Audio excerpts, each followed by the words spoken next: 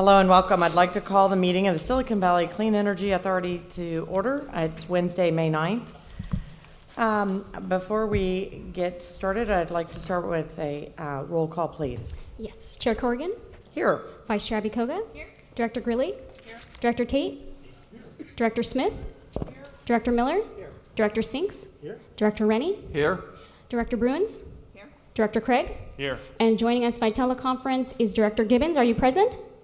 Yes, thank you. Thank you. I'll note that Director Harney and Director Cortese are absent. Thank you very much. The first order of business is to allow public comment on any matter not on tonight's agenda. If there's anyone here from the public who would like to address us, please feel free to approach the podium now and make your comment. I'll be happy to entertain 2 minutes, more if you're desperate for an extra minute. Hearing none and seeing none, I'm going to move on to the consent calendar. Any issues that need to be pulled off the consent calendar, or can I get a motion to approve the consent calendar? And it's okay. All in favor? We will need to do a roll call. Sorry, just because we have a teleconference in. Thank you so much for the reminder. Sorry, Director Gibbons. Okay, I'll go ahead and start the roll call vote. Director Grilly? Yes. Director Tate? Aye. Director Smith?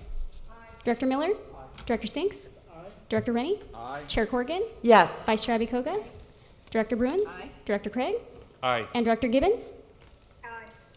Thank you. Motion carries. Okay, thank you. And the next item is the regular calendar to approve a pilot new interim rate option for large commercial customers who have currently opted out. Speaking on behalf will be the Account Services and Customer Relations Director, Don Bray. Thank you, Chair, and good evening, directors. As you know, we've had a few opt-outs among our top 100 commercial and industrial customers over this last year. It's a small number, 3 or 4 in total, but we'd love to get them back, and we have a real opportunity, especially now with our rates so competitive. One of the issues that's come up has been a concern about our interim rate option. In other words, if a customer opts out at some point, they have 2 options for a 6-month interim rate. They either pay us our rate for another 6 months before going back to PG&E's rate, or they pay what's called a transitional bundled service rate. Excuse me, if we could please pull up the presentation. Thank you. And the concern with that is this rate is always changing. It's very complicated. So what we're hearing from more than one large commercial customer is that if we could somehow provide more predictability in the unlikely event that at some point down the road they had to opt out, that would be worth something to them. So I mentioned the 2 options that exist right now. The transitional bundled rate, again, very, very complicated. It's actually a different rate than standard rates for each of the periods, peak, part peak, and off peak. Right now, the peak rate and part peak rate are actually lower than PG&E, but the off peak is much higher. And this rate changes literally week to week, and you get a different rate on your bill each month based on what's happened over the last 4 weeks. So quite complicated. The SVCE standard rate for that 6-month interim period is the other option, but presumably if a company opted out, the reason they did that was that your rate was less competitive than PG&E's, so they're not real excited about paying that rate, presumably higher rate either. So we're looking at proposing a new interim rate option, and this would only apply to customers that have opted out for a year. And we're calling it the PG&E equalization rate, where we would continue to charge our SVCE rate for 6 months, but then credit or debit the customer at the end of 6 months based on whether our rate was higher or lower than what they would have paid with PG&E. So in other words, we're doing this such that they would pay the PG&E rate during that 6-month interim period. They would have to sign a special agreement to do this. It's a bilateral kind of thing. It may actually make money for us, or it might make money for them, depending on what happens. We have a couple of eye chart scenarios here, but this is kind of the worst case scenario for us, where PG&E's rate dips below ours and remains that way for 6 months. We would owe that difference, the shaded area, for that 6-month period. We could also have this scenario where perhaps our rate is higher, but just for a month or two, and then we lower our rate below PG&E. They would owe us they would actually owe us in this case for the net difference. Financial impact to this, I'm trying to understand exactly what this would mean from a benefit and exposure standpoint. Did this on the basis of bringing back $1 million in returning customer revenue, or increments of $1 million, if you want to think of it that way. Each $1 million we bring back nets us about $250,000 annually at our current operating margin. In a worst case scenario, down the road, let's say we saw our rates go 10% higher than PG&E. For that full 6-month period, our exposure in this case would be $75K per 1 million in opted out revenue for a company that was under this special agreement. So it's a pretty good bet for us. Obviously, there's a lot of value in bringing these folks back, which should cover that downstream exposure. So the recommendation is to authorize the CEO to develop and pilot a new interim rate option for large C&I accounts currently opted out for at least 1 year. The staff report does not have this opted out for 1 year element in it. I think it was just opted out, period. So this would be a slight modification to what was in the staff report. Any questions? Yes, Howard.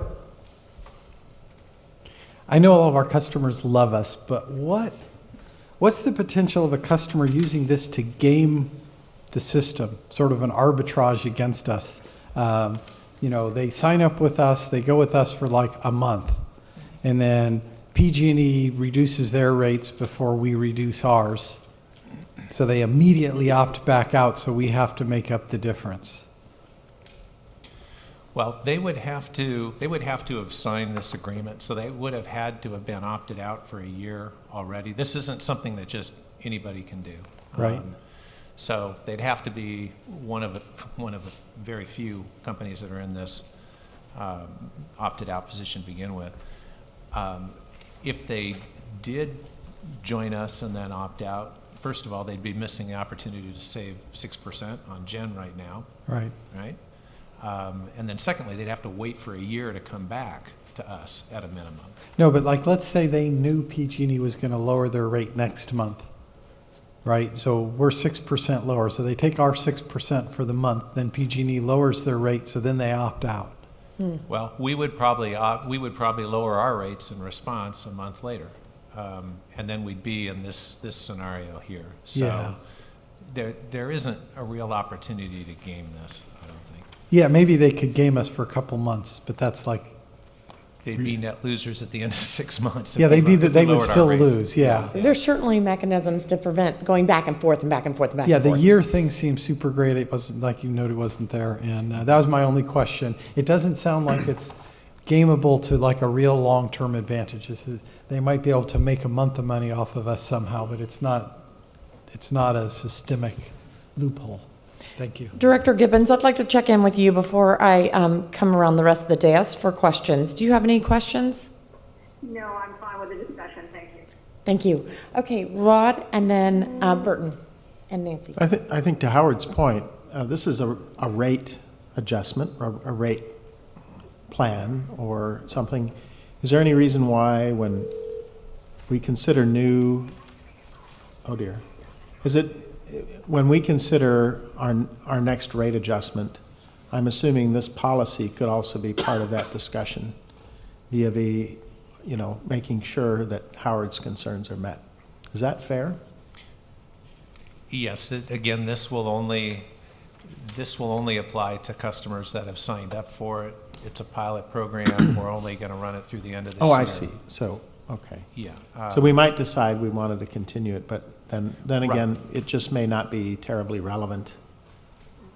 Right. I think maybe to address your question, it would induce us, I think, to be responsive in the event of rate changes. Okay. Which I think we would probably be anyway, but And there's nothing about what we would do here that isn't subject to some change in the future, should we get into gaming? no. Okay, thank you. And Burton? Does PG&E have a habit of just lowering rates, or are they kind of constrained to only change their rates at specific times during the year? So PG&E typically makes a significant rate change once a year as of January 1st. As we all know, this year it extended to March 1st. But it's typically January 1st. There can be small rate changes throughout the year. We haven't seen many of those kinds of rate changes since we've become an operating agency, but I understand historically there have occasionally been rate changes that occur at some point during the year. So it's something we always have to keep an eye on. With our 6% difference right now, we're a little bit insulated, but at 1% it was a much bigger concern because it wouldn't have taken a very big change to have us become more expensive for a certain rate. Okay, and is this based on any other CCA's method? And if so, do we have any data on how well it's performed for them? Like has PG&E seen something happening and then they just kind of swoop in and try to undercut it before something happens? I'm not aware of other CCAs doing this. Many of the other CCAs, or at least the ones that were in place historically, MC and SCP, didn't have commercial sectors nearly as large as we do. So perhaps they hadn't really seen this issue. We've certainly had interest from MBCP in this, in maybe doing something like this for their customers. But other than that, I'm not aware of a lot of other experience with it. Okay, thank you. And Nancy? Yeah, thank you, Madam Chair. I was wondering, what is the rate variability do we have any historic data about how much these rates have varied month to month or however they're billed? They can vary quite a bit, literally week to week or month to month. I think if you were to try to plot a general arc, the transitional bundled rate has been a little bit more competitive all in. If you look across all of the three time of use periods, peak, part peak, off peak, then perhaps PG&E's standard rate. But it's just a function of what's going on in the market as of that week. And that's one of the reasons that commercial customers aren't very excited about this, is that it's just not something they can plan around. So you're comfortable with the level of exposure, if assuming that we would owe? Well, we don't have any exposure to PG&E's transitional bundled rate under this. The only thing we're exposed to is the difference between PG&E's standard rate, which should be pretty static over a 6-month period, and our rate. So it's the delta, and the delta is within, you're bringing this forward so you feel it would be within parameters that the agency can handle. And predict, and that the customer can understand and predict. So the customer is basically, they're hedging themselves to PG&E's rate. And we're doing the same thing, saying, yeah, we'll keep you whole relative to PG&E's rate for that 6 months. And it's a lot easier comparing our rate and PG&E's rate than it is our rate and the transitional bundled service rate, which is a hairball. So that's what we're doing. And we're further limiting our exposure, such as it is, by limiting it to just a very relatively small time window. So it's for, okay. All right, I'm satisfied, thank you. If I could, please make sure the minutes will reflect that Director Harney has arrived, and let Director Gibbons know that Director Harney has now joined us. She's joining us by phone tonight. Yes. Sorry. She's wearing her invisible cloak tonight. I didn't know I reported to her anymore. All right. Are there any other questions? So are there any members of the public who would like to make a comment on this topic? Hearing none and seeing none, I'm going to bring it back up here for further discussion and perhaps a motion. So I'd be happy to, Chair. First of all, I wanted to make a couple of comments. One is I really appreciate staff trying to be innovative about how to deal with this. I think this board has expressed concerns and making sure we try to understand what does it take to get some of these larger commercial customers to come in. And it would have been easy to just say, well, yeah, I'm glad you're concerned, but we're just moving along, right? Instead, you guys went and rolled up your sleeves, came up with an innovative plan here. What I really appreciate is the fact that you're proposing it as a pilot.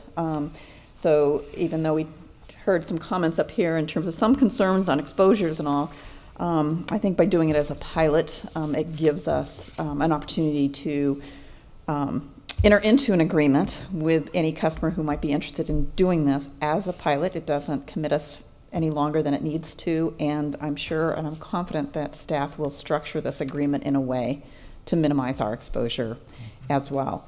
And whether that means limiting, how many people can take advantage of this pilot or what have you. So I'm confident and appreciative of what staff has come up with, so I would like to move staff's recommendation to have the board authorize the CEO to develop, remember the word is develop, and pilot a new interim rate option for large commercial customers who have currently opted out. For over 1 year. I think that language needs to be in there, correct? That for over 1 year. Opted out for over 1 year, yes. Okay. Second. Okay. May I offer a minor addition? I think that we should authorize our CEO to not sign any agreement that he feels might not be in the best interest of the organization. Right? If somebody's coming in and out, or if there's some sort of situation with the rate structure, I don't want it to be a program which is automatic. Since it's a special program, we should make sure he has discretion if something's not right to not sign. Okay, so if we can add that in terms of that the selection of customers who can participate is at our discretion. So it's not everybody who wants to do it can do it. It's at our discretion. And the other one was For 1 year. and it's only eligible customers are those that have opted out for a year. And then probably the other qualifier on this is, do we have a duration on this pilot? Only goes till the end of this year in terms of people being eligible. You can only sign up for it this year. It's a 5-year program, or the commitment. So once you've signed up, you're in for 5 years. Yes, you're in for 5. But again, the sign up has to occur. The pilot Correct. eligibility for the pilot ends at the end of this year. Right. So with those 3 additions to the motion that I read, is everyone any other ones? Who did the second? Do you accept those 3 amendments? I want to ask a little clarification. So we're saying when a customer wants to go into this program, it's at that point the CEO would say, no, we're not going to accept you into this program, correct? It's not once the customer has gone into it and we decide and they opt out, then the CEO says, no, we're not going to, right? I mean, my understanding, this is an agreement that we are entering into with a customer. So if I'm going to enter into an agreement during that period of discussion, I don't know if you want to call it negotiation, but during that period of discussion, we will understand what the terms are and we will say, yes, you qualify, or no, you don't. Okay. So no, it's not, we don't boot somebody. Yeah, it wasn't my out. intent to kick anybody out. It was just to make sure that Gresh had discretion if something was super fishy, to not be forced to sign it by the direction that we gave. And he could come back to us and say, I've got one, but it seems fishy. Okay. And Director Gibbons, I want to check in with you, or do you have any comments or concerns you'd like to discuss now? Thank you so much. Yes, please.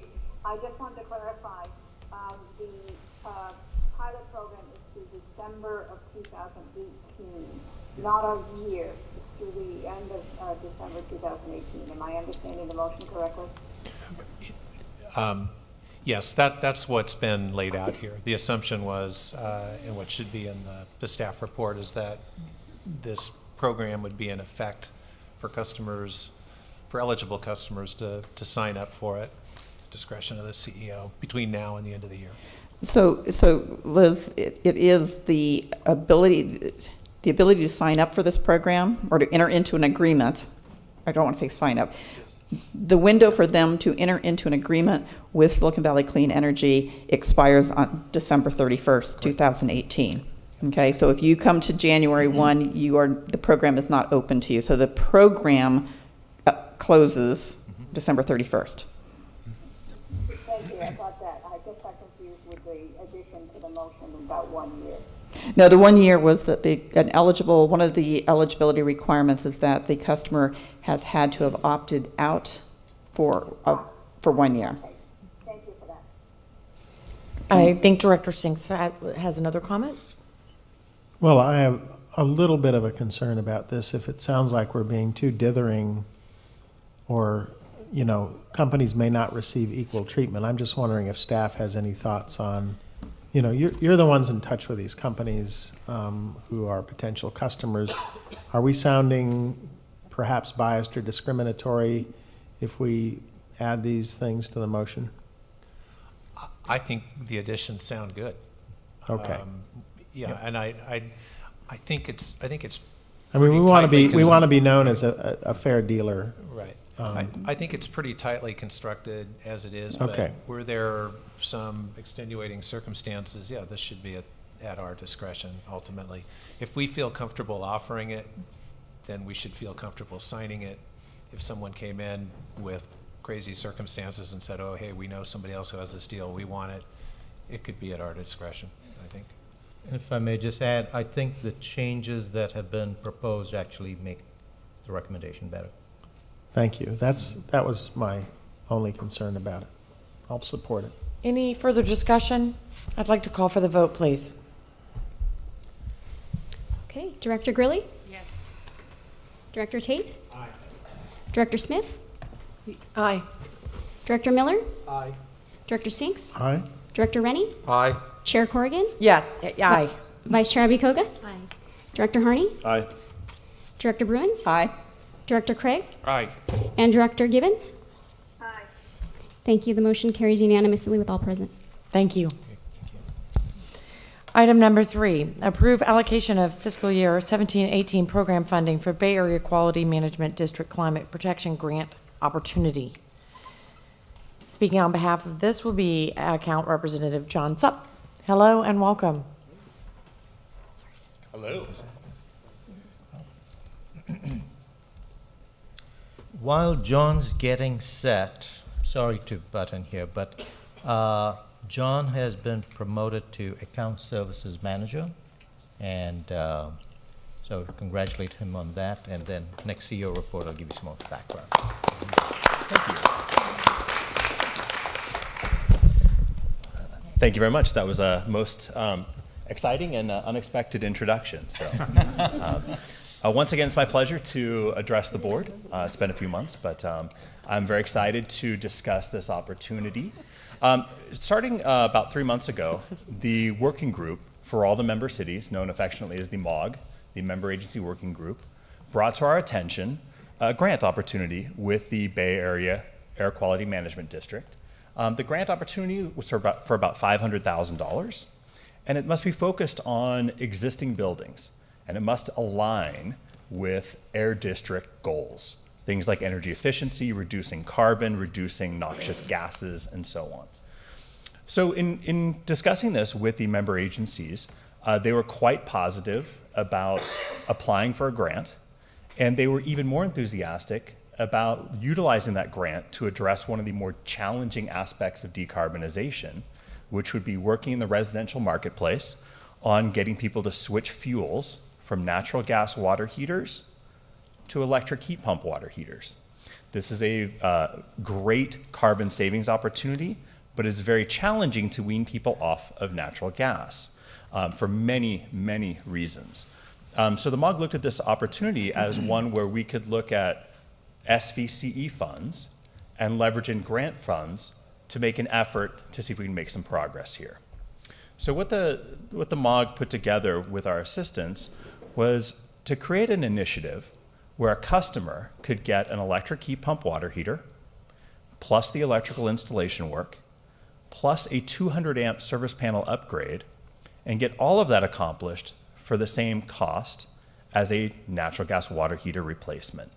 So where we've seen programs not succeed in the past is they fail to account for the true installation costs of electric heat pump water heaters. So granted, Palo Alto, Silicon Valley Power, and SMUD have all offered rebates on heat pumps. They've still left the customer holding the bag of a relatively expensive fuel switch opportunity. So by utilizing this grant money, along with some of our own money, we could do it in a way that could reasonably accomplish a couple of goals. One is to substantially increase the volume of heat pump water heaters done through these programs. The various programs that are in existence around the Bay Area have been operational for several years and have been accomplishing on the order of 5 or 10 projects per year per territory. So we would be looking at doing about 150 over a 2-year period. So what that does is that enables scale. It enables contractors to get excited and get interested and get motivated to move into this space. Something that can't really be done if we're limiting the pilot to 5 or 10 or 20 projects. Second is that it enables us to get a foothold in a number of homes. We're looking at a comprehensive energy electrification initiative for homes, and we're titling it Future Fit. So this would be Future Fit Home.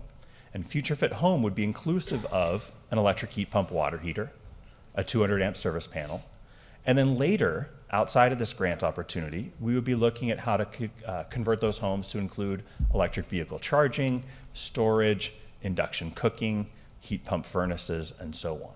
Because we know that in order for this to really be successful, we have to have a comprehensive vision, a comprehensive story, and a comprehensive plan for this to work.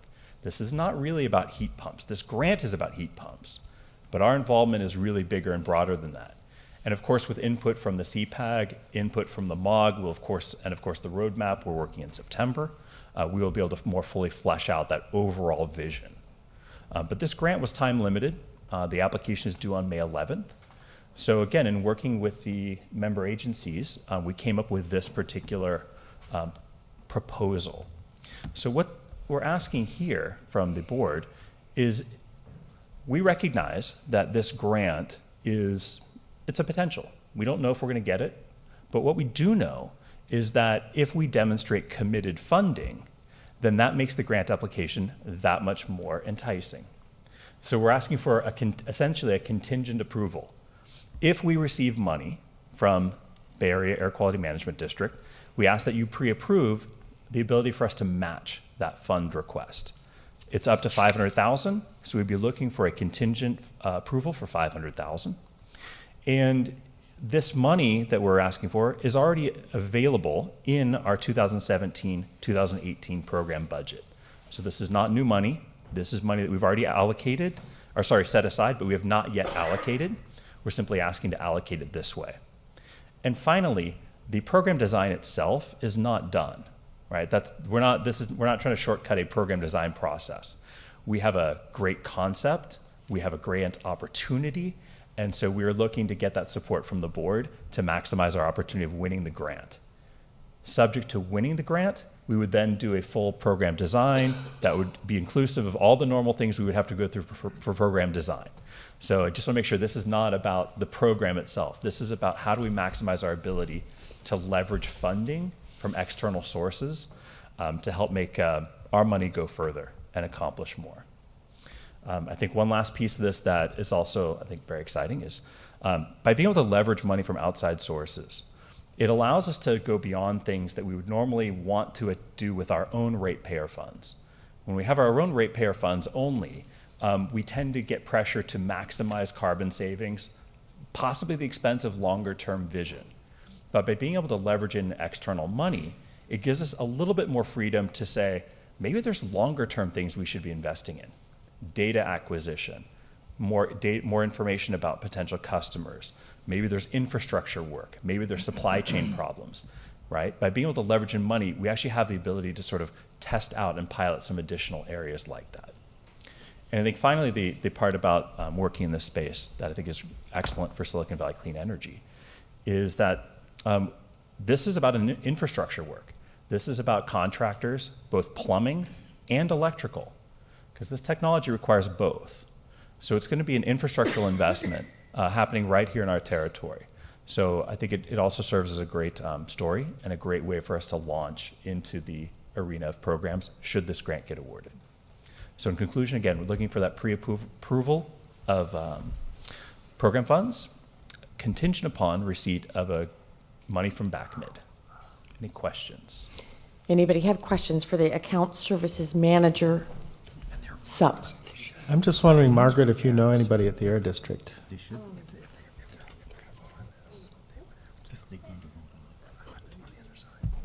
Okay. You can use mine. Excuse me? That green one. Do you know anybody at the Air Corrigan. District, Margaret, There's a couple of folks who who sit on this board and that board come too? across over the last year or so. Excuse me, Chair Corrigan. We just want to interrupt for a second, sorry. Yeah, so anyone is on the air quality board. Oh, do we need to I'd recuse? recommend to abstain tonight. Okay. In the event that you'd be voting on the matter, I guess, to you before, so. Yes, we would be. I think we'll be recusing here. At both ends, actually. So all joking Both aside, ends. who are we talking about? Just the two of you? I think Just the two. two of us. Okay, Yeah. great. Okay. Are they required to leave the Well, dice? on the, I mean, we regularly do grants for institutions in all our cities, and we've been advised by legal counsel there that we have a right to do so. well, and again, it's up to your legal counsel for the air quality Okay. board to make that decision. Well, we will certainly ask, but Yes. we can recuse tonight, certainly. I could have some questions though. Please. Okay. Yes. Yeah, probably not.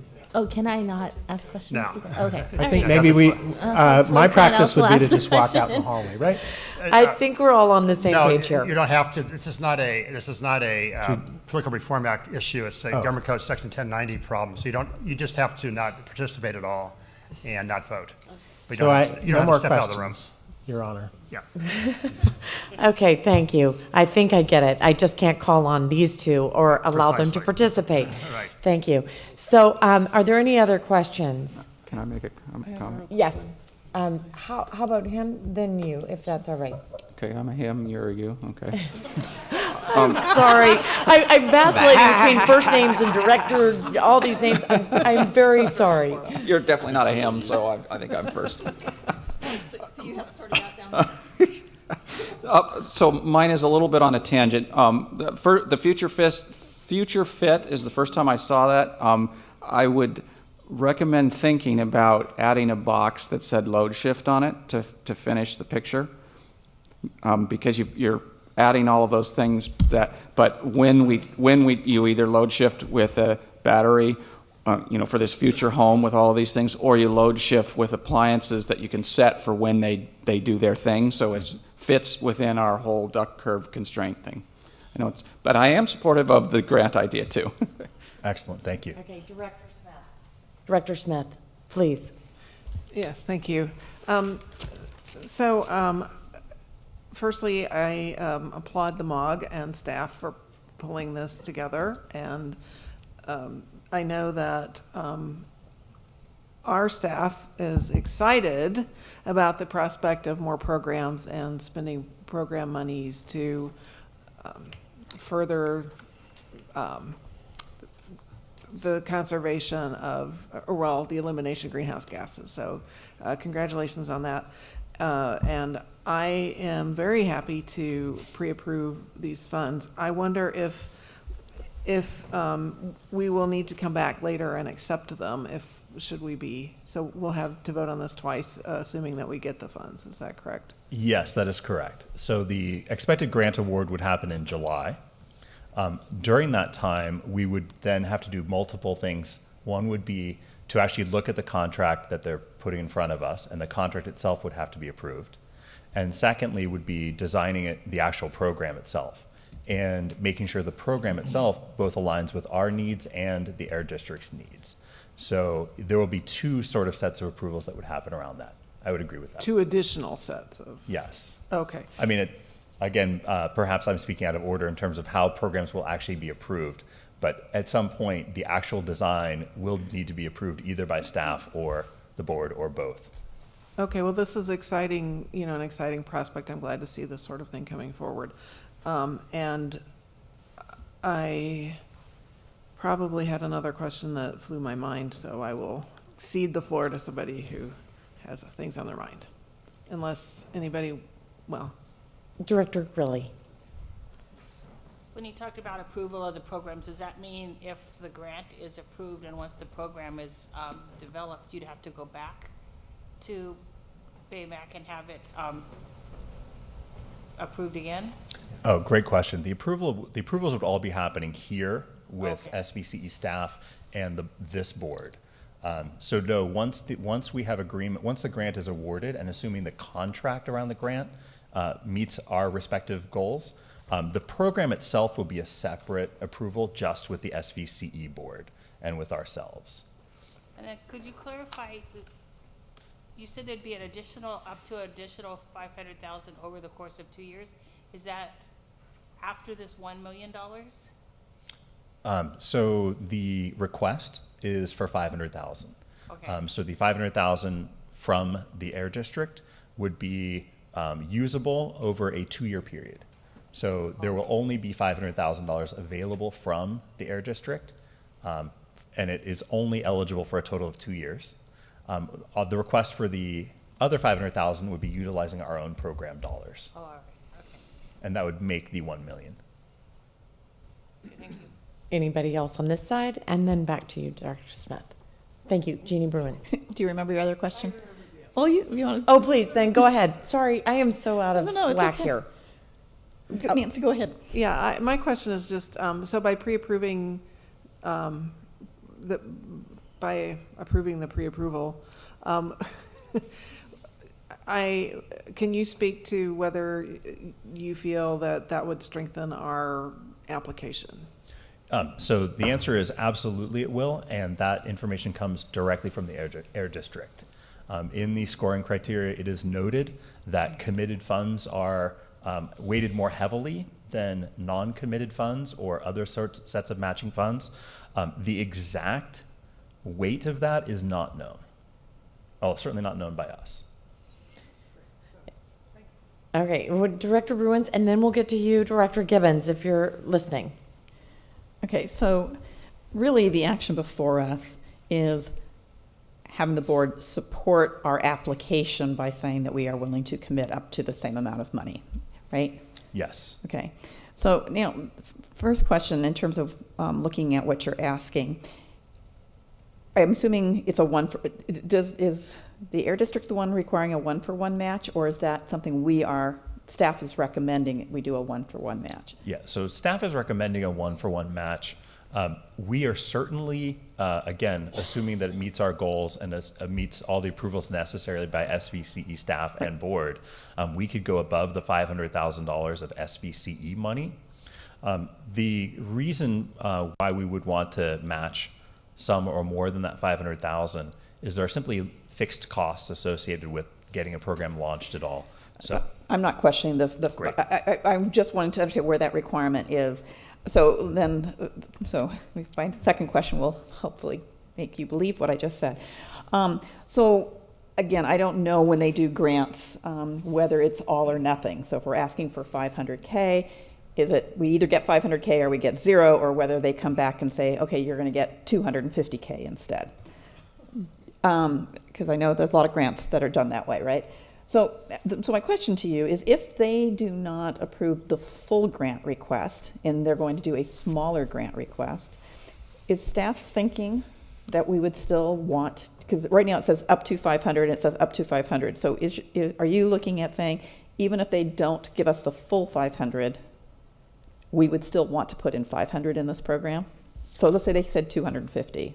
Would you say we're putting in 250, or would you say we're putting in 500? What's staff's recommendation? yeah, staff's recommendation would be to look at the amount of money offered by the Air District and then design around that opportunity and determine where we would need to, how much money we would have to invest from SVCE funds to make it a viable program. Again, there's so many potentialities in that. At 250,000, you start to beg the question of how much you want it at all. Okay, so just to be clear, so the motion is not going to be for us to approve matching what we get from the air district. It really is, we want to go up to 500, kind of, it's not a one, we do not, you're not looking for an actual one-to-one match necessarily. You want that flexibility to go up to 500K tonight. So let me do it this way. We get a grant for $200,000. What will we all have thought? Do we think that the motion tonight would have been, okay, all we're putting in is 200K? Or is the expectation that, no, what we're authorizing is we'll go up to 500K? Again, remember, we haven't designed the program, we haven't approved a program. So given that, are you really asking us to go up to 500K, almost independent of how much the grant money comes in at? So the request would be actually just for the match at this time, because once we actually have an award, if any, then we would go back to the actual program design drawing board to figure out what we need to do. So we're not looking for a specific commitment to allow us to go to 500,000, even if they only offer us 200,000. Really, the need right now is to say to the Air District, we are absolutely have money. We are absolutely behind this opportunity. We certainly would prefer the 500,000, but no, we're not going to handcuff ourselves to a large amount of money if the Air District commits a small amount of money. Okay, and again, we haven't designed any program, but so help me understand, if for this future fit program, how much is it gonna, if I were to do this as a homeowner on my own, what you're doing with the grant money, how much would I be, what does this cost? Yeah, so specifically to replace a natural gas water heater with installation and a 200 amp service panel, the expected cost for that is about $5,500 to $6,000 to do that. Okay, and then are you looking at, in the program design, have you thought about, I mean, is this to offset that cost? Or, yes. So it's an offset, it's not to pay for it 100%? It is definitely not. The MOG recommendations was to ensure that all participants, outside of the social equity or low, affordable income qualified portion of it, that all customers that are market rate customers would be paying approximately 20% of the total cost of this deal. So they would be contributing about $1,500. We would contribute about $4,000 to $4,500, depending, and that is a fairly reasonable split given how early the market is for heat pump water heaters. Okay, and then will this program also include a low income portion of it then? Yes, it does. I mean, well, again, the proposed program does include an aspect for people who likely would not be a part of decarbonization efforts on their own. So yes, and as it is written in the grant right now, it's about a 20% carve out for people who are on the CARE or FARA rates already. Okay. But again, that's certainly subject to change and input as we see fit. Okay, and then so it will be coming to the board if we get the grant, it will be coming to the board to accept that grant, right? Is that what I heard you say? And then the second board action separate from that then is once you've designed the program to have the design come back. I want to be careful about presuming how this would happen, but I agree with you directionally that once an award comes back, that there is going to be a contract associated with that award, and this group would need to weigh in on that, assuming it was over $25,000 or whatever the number is. Okay. Yeah, I just trying to understand those two steps, because for me personally, if we don't have an opportunity to look at this before staff goes off and starts trying to design a program, okay, I would say that I would prefer that we look at this as up to 500K, so that way if they gave us less, I would rather staff come back with a program design saying, here's A and B. A is if we do a one-for-one match, this is all we can do. If we do it, take their money and add our 500K, this is what we could do, so that we can look at it. Because I know I'm comfortable with saying 500K. But again, not to guarantee it, but to give that flexibility so we can have a program that can be successful. If I could, I'd like to check in with Director Gibbons. Yep, I'm done. Director Gibbons, do you have any questions? Yes, thank you. Can you hear me better? Yes, we can. Okay, thank you. So my questions are similar. Perhaps I can summarize by saying, I believe we're asking the question, will the board support matching, applying for a back-end grant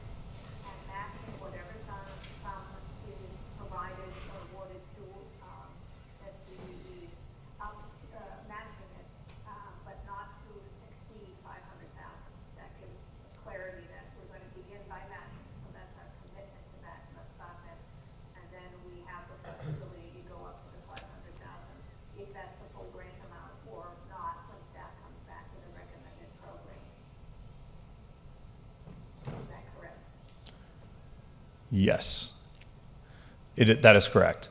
And again, I want to make sure we understand the commitment is contingent upon an award of a grant. So no grant, there's no commitment.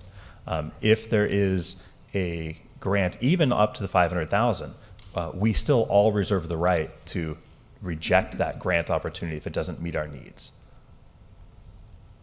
Any other questions? Okay.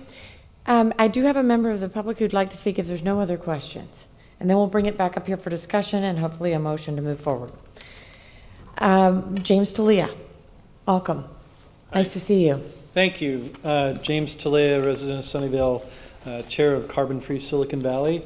So I would like to express strong support for the staff's recommendation. It gets at one of the most largest GHG producers in the home, gets the fuel switching and electrification process started. And I think that's going to be very important. And also, in the context that is being developed, the vision of the future fit home is very important, because thinking about one thing at a time is less good than thinking about the whole package, because you need to plan ahead for electrification of everything. So the panel aspect of it is a strong nod to that, because you don't want to upgrade the heat pump water heater or upgrade the water heater and not be ready for something else. So it's important, and for that reason, and thinking in terms of bundling and packages, there's a lot that can be done with, say, going EV along with a heat pump water heater. Instead of it as a set, it's not costing you $5,000–6,000. Your net savings over 15 years are actually $9,500 in the average home. We've done some calculations.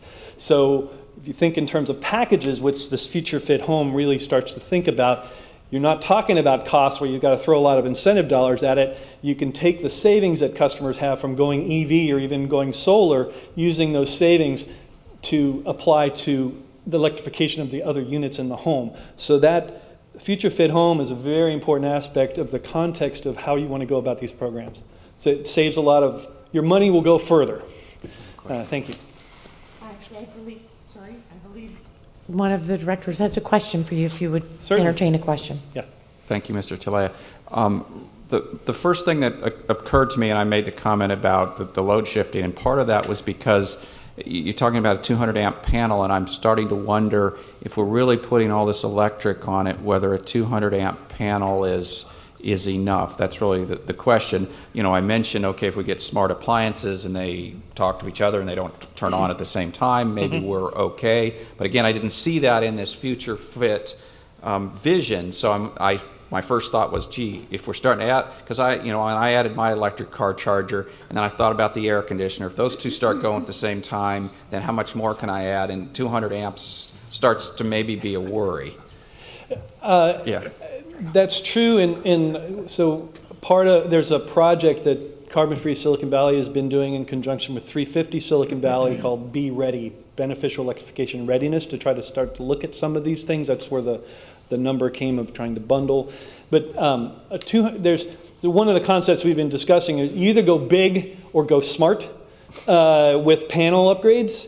And so a 200 amp panel is reasonable if you go about it smartly. There are some technical challenges, as you're pointing out. So that's not determined, but the program design isn't done yet. So I would imagine that as part of the program development, that they'd be looking at that very question: is 200 amps enough? Or maybe it's up to that point, but we want to make sure that we're advising people to get a proper assessment of the home for everything in electrification readiness, and maybe 200 amps isn't enough for a given home. We want to make sure that we're not guiding people to only go to 200 amps if that's not appropriate. One of the other tools that our team has been developing is an assessment tool for that very purpose, is to find out what's the right amount. But you can do things with sub-panels in addition to a panel. So there's ways to deal with that, but we'll be partnering with the staff to try to help provide input into the exact program design. So Your I'm support. feeling much better now, Yeah, thank you. your support of the, your support of the motion is noted, and Okay. support of the matching grant. So yeah. without getting into the weeds on the program, Yeah. I would like to allow Thank you. other speakers come up, but I do want to thank you for being here. Mr. Carney, please. Hello. Hello, I'm Bruce Carney, and I am also very supportive of this proposal. To me, this is exactly the kind of innovation that Silicon Valley is known for, looking at the bigger picture, trying to solve the problem on a broad scale rather than just focusing on one piece of the solution at a time. The panel upgrade does seem to be the barrier that anyone would face if they were trying to fully electrify a typical California home. And so I applaud you all for making this proposal, and if I were in the Bay Area Air Quality Management District's shoes, I can't imagine saying no to this proposal. In Mr. Balachandran's presentation last time, he talked about partnerships with academia, and I think this is a perfect example of something that should be instrumented for studying, not just in the year in which it's implemented, but over a number of years, to see how people's behavior changes, to see whether once they have an upgraded 200 amp panel, do they in fact go ahead and add an EV charger? Do they get an induction stove? Do they do the other things that the bigger panel makes possible? Or do they just say, thanks very much for the money and the water heater, I'm done? Heat pump water heaters are not well known even in the environmental community right now. And so if there's some way to tie this to giving your neighbors a tour of your new water heater or doing things that help spread knowledge among potential customers, I think that would be a good small thing to add to the proposal. But to go back to my first point, this is a great idea and I hope you support it. Thank you very much. Are there any other members of the public who'd like to say anything? I know of at least one who's in the audience who is going to be a big supporter of this, and I won't call him out, but he is my alternate. Yeah, exactly. So I'd like to bring the discussion back up here amongst us, if we can come to a motion in some sort. Hello, Director Smith. Yes, Director Gibbons, if you'll. I would just like to support the comments that he just made. He stole all my ideas about saying we can make this a demonstration project. Somehow the people who get these awards, we're so fortunate ourselves to get the award, and have some follow-up metrics. I think that is really an essential part of it. I think it would be a strong boost to the application to include that in it. And also, I thought that presentation was very good about explaining that this is only a portion of a bigger picture item that the groups, support groups will be going after and presenting to the board. So I thought it was a very good, great idea, great suggestion, and a very good presentation, and I'm fully in support of the full 500,000. Terrific. Director Smith, are you ready to make a motion? Yes, thank you, Chair. I move the staff recommendation. I'll second that.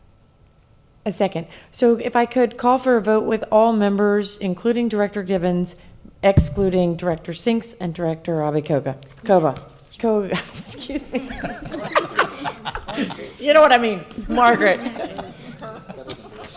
Director Grilly? Director Grilly, your vote, please. Aye. Director Tate? Director Smith? A big aye. Thank you. Director Miller? Aye. Director Sinks, I'll note an abstention. Director Rennie? Aye. Chair Corrigan? Yes, aye. Thank you. Vice Chair Bikoga, an abstention. Director Harney? Aye. Director Bruins? Aye. Director Craig? Aye. Director Gibbons? Yippee, aye. Thank you. So That one motion question carries. to the attorney.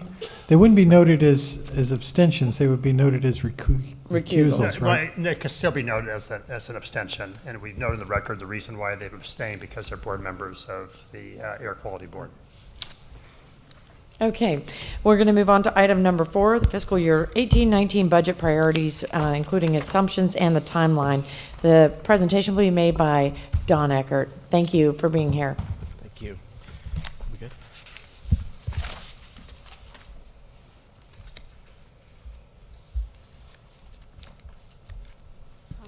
Just one moment.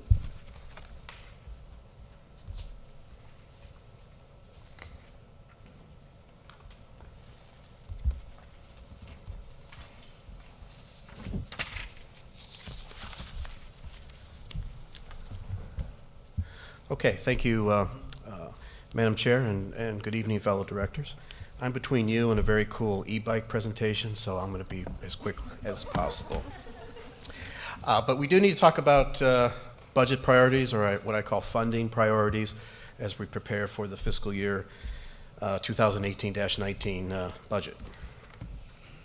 Let's see, what's the... Okay. So normally in the budget process, we would start off with talking about the strategic plan. We've talked internally amongst ourselves at staff and feel that the strategic plan is fairly strong. It probably just needs to be tweaked and updated, which we'll bring to you later in the budget process, most likely in July.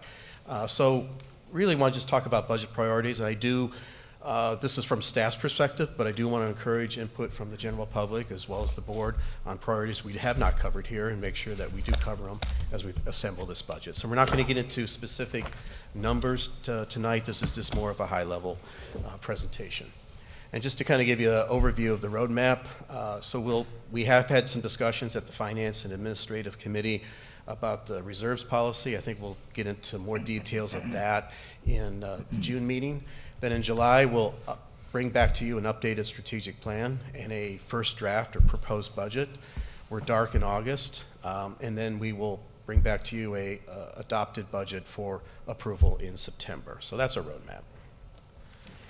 And just a reminder for the board, as well as all of us in staff, that the mission is still the same as defined in the strategic plan, and every segment of the agency, every dollar that we spend, in some way, shape, or form has to support that mission.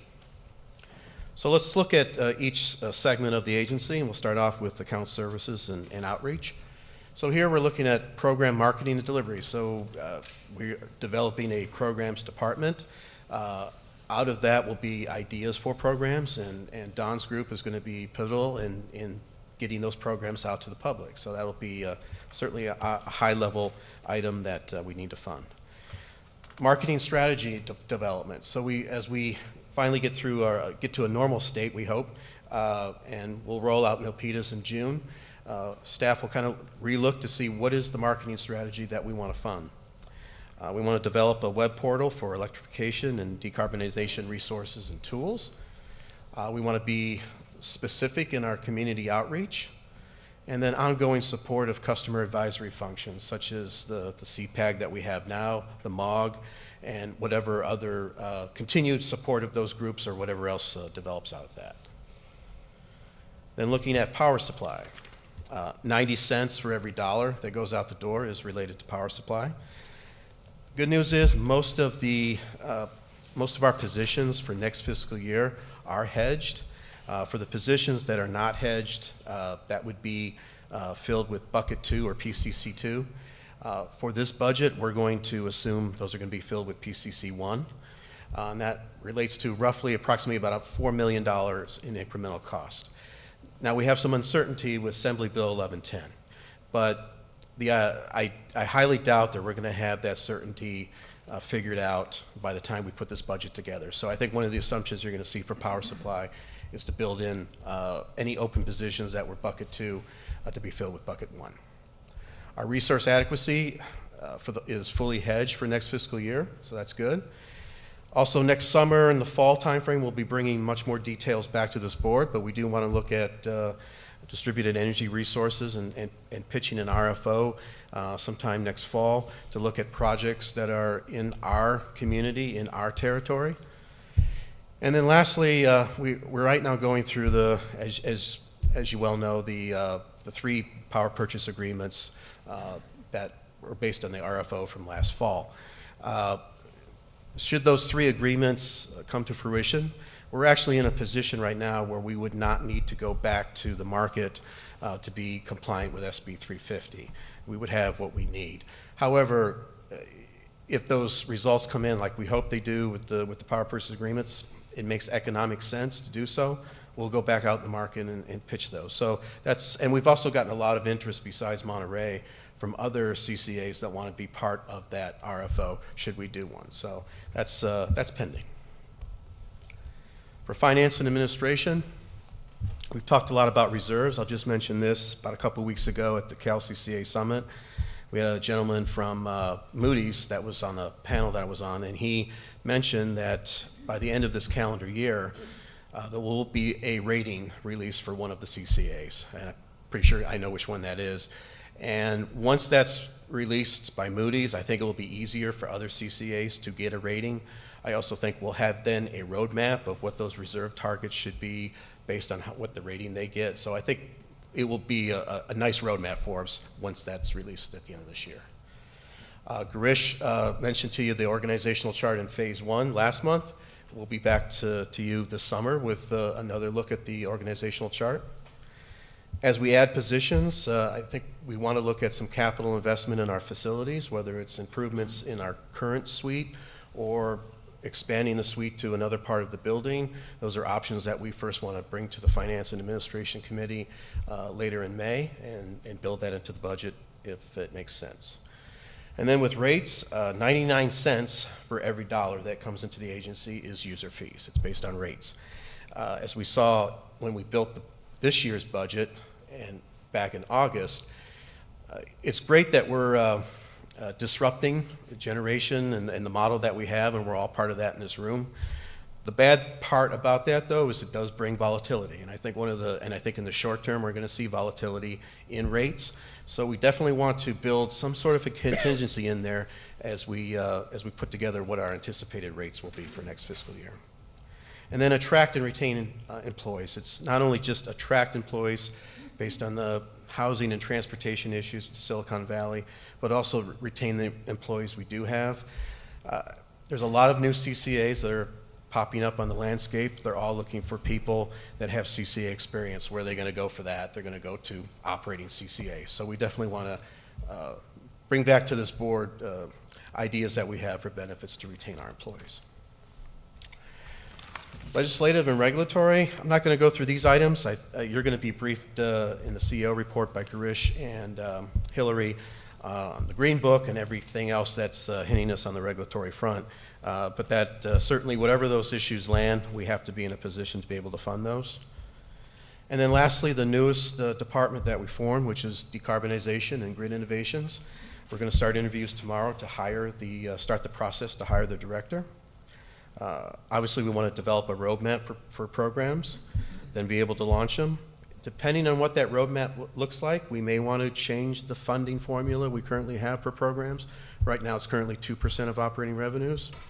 We'll come back to you if that is warranted. And then you had an example from John earlier on grants, and that'll be something else that we want to finance if those opportunities arise. And that concludes my presentation for a first-time overview of next year's budget. Open for questions. This is a discussion item only. Thank you. Director Gibbons, would you like to go first?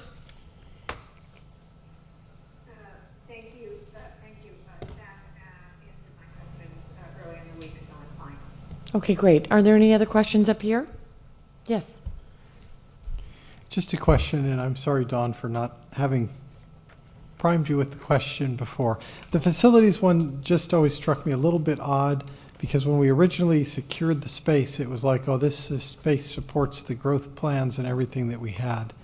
And are we saying that we're growing more, or the space that we got, even with the number of people we said we were going to have, is not quite the right amount of space? One of the thoughts we have is as we build the programs department, we may have contractors. We may want to accommodate interns and other part-time folks to help us. If we get to a staff of 25, it gets a little tight. And I don't know if Girish, you want to add to that? No, that's just it. I think when Tom put together the budget, we were looking at 21, Mm-hmm. and so we planned the space for a little bit more than that. And I think we do want, it's what he said, it's the interns, it's the program space, and there may be an opportunity in our building for adjacent suites that's coming up later this year. Well, let me put my 2 cents in. There are a lot of subcommittee meetings that are held there right at the resource, right at our facilities now, and there are inadequate conference room resources. Is that a polite way to say it? Well- When we do some of these meetings, you pack 14 people into a room made for 8 people. It would be really neat if you could somehow find a space that had a slightly larger conference room for the finance committee, the risk assessment, and probably the executive committee as well. Especially if you're going to continue to serve garlic pizza for lunch. Especially with the garlic pizza. I thought it was part of the strategy to keep those meetings short. I am okay with the plan and the strategy. I just wanted a little bit more detail on facilities, and you gave me a chance to give you my 2 cents. Right. And it's the conference rooms, and actually as we design programs, et cetera, when you think about, and many of you know this, when you go to high-tech firms, you have design thinking studios where you're spending weeks and months in a certain space looking at different projects and programs. We don't have a common space for that. So it's for all those all those reasons, and the conference rooms are really not very adequate right now. Are there any other questions? I've got one, but I don't want to jump on anybody's toes. So tonight, I think what we're looking for is general direction from this board about what financial priorities we see, especially as a result of tonight's PowerPoint presentation. So what I think, correct me if I'm wrong, are we actually looking to make a motion as well, or are we just looking for direction? This is just discussion only. Great. Just a So what I'd like to propose for procedure here is I do have at least one comment card from a member of the public. I'd like to entertain that and then bring the discussion up here, allow everybody who has a comment or thought that they would like to make to the larger dialogue, and then let's try to find some consensus and give some direction if we can. I'll do my best to distill everybody's comments and keep them to have one succinct set of priorities that we might be able to hand off as a board, so that we're giving staff some clarity about what we are likely to approve going forward. Does that serve staff well? Okay, great. I'm hoping it's simpler than that. Okay, I like it already. So let's start with James Talia, please. Hi, thank you, James Talia again. I think this overall is a great set of priorities, a good place to start with. I just have a couple of brief comments on the account services and outreach. The team I mentioned before that I'm working with on readiness for electrification, through some of that work, it's quickly become clear that for electrification and decarbonization, the resources and tools, you wouldn't want a customer just to be a customer web portal. You would want a service provider and customer web portal. There would be different types of tools and resources for your trade allies, the contractors, the electricians, plumbers, architects. So they're going to be a critical, necessary element in order to sell to customers, and you'll be wanting to talk with them as well as with, and those tools and the web portal may have a different, it's like residents and business, customers, contractors. So that's one thing. The other is that related to what I mentioned before is thinking broadly about the future fit home or other ways to package these things, because that's a way to think about the budget, using the money effectively, because you don't have to throw a lot of incentive dollars at it. If you think about the fact that customers can save money by going EV and apply that, you just have to sell it as a package. It's basic economics of bundling. And the same with solar, net energy metering rates. Right now, SVCE is providing a lot more money, very generous with those rates, that future solar customers, you may want to think about the amount of money that the solar customers are saving to try to use that as part of the package for electrification. But you have to talk about it as a package. So it's using the money wisely. So a couple things. Thank you. Thank you very much. Okay, I'm going to bring it, if there's nobody else from the public who'd like to speak, I'm going to bring the conversation back up here. Should we, yeah, please, Director Miller.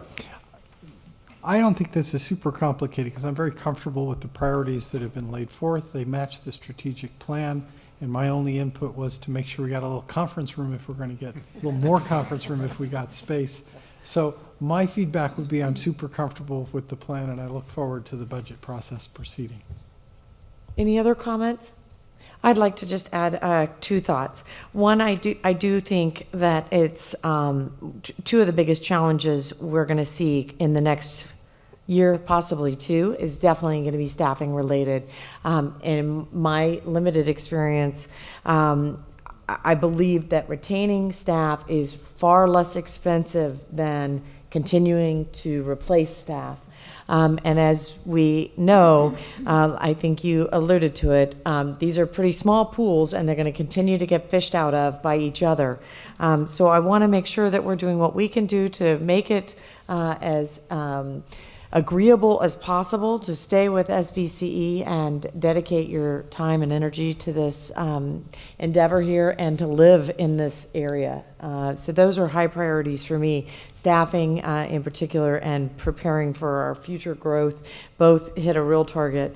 And then I think I'd like to just also be on record as saying this cross collaboration, both with our leveraging our money and our programs, is of great interest to me across other agencies here in our service area. So I really want to be on record saying that to our staff and really encouraging that freedom to continue to look and find opportunities to work with these agencies that have both grant monies available or the opportunity to cross-pollinate a program or cross-promote our agencies together. So with that, if there's no other comment, I'm happy to move on. Yes, you're allowed to talk now. Director Sinks.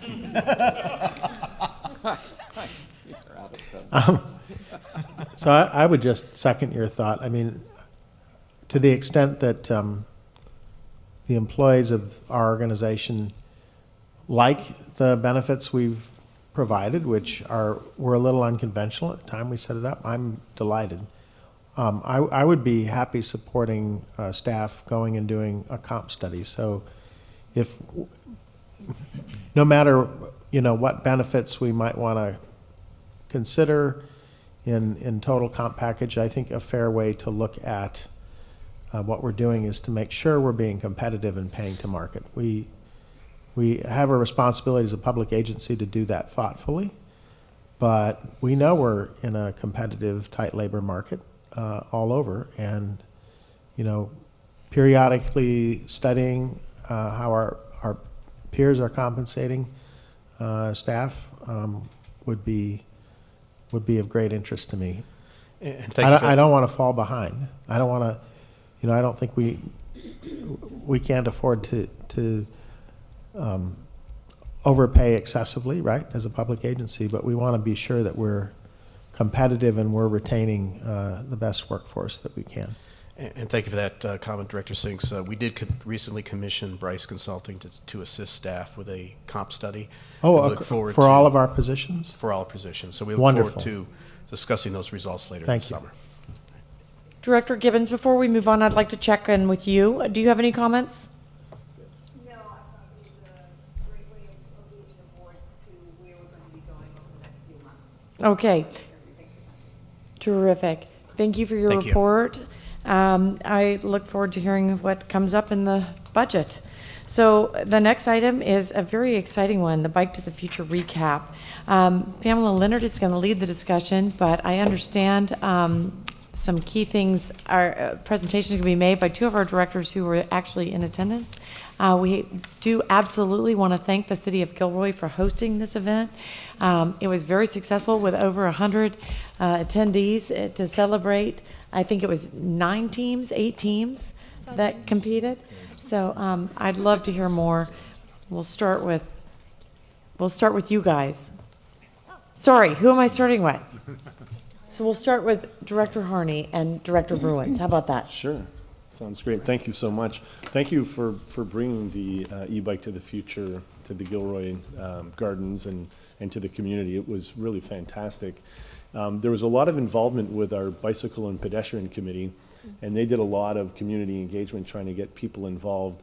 And one of the nice things that I thought staff came up with was bringing a local Girl Scouts group out to do the flag presentation, and it was just like, it was a really nice touch, because it was a competition, as staff said, and what couldn't be more appropriate than that.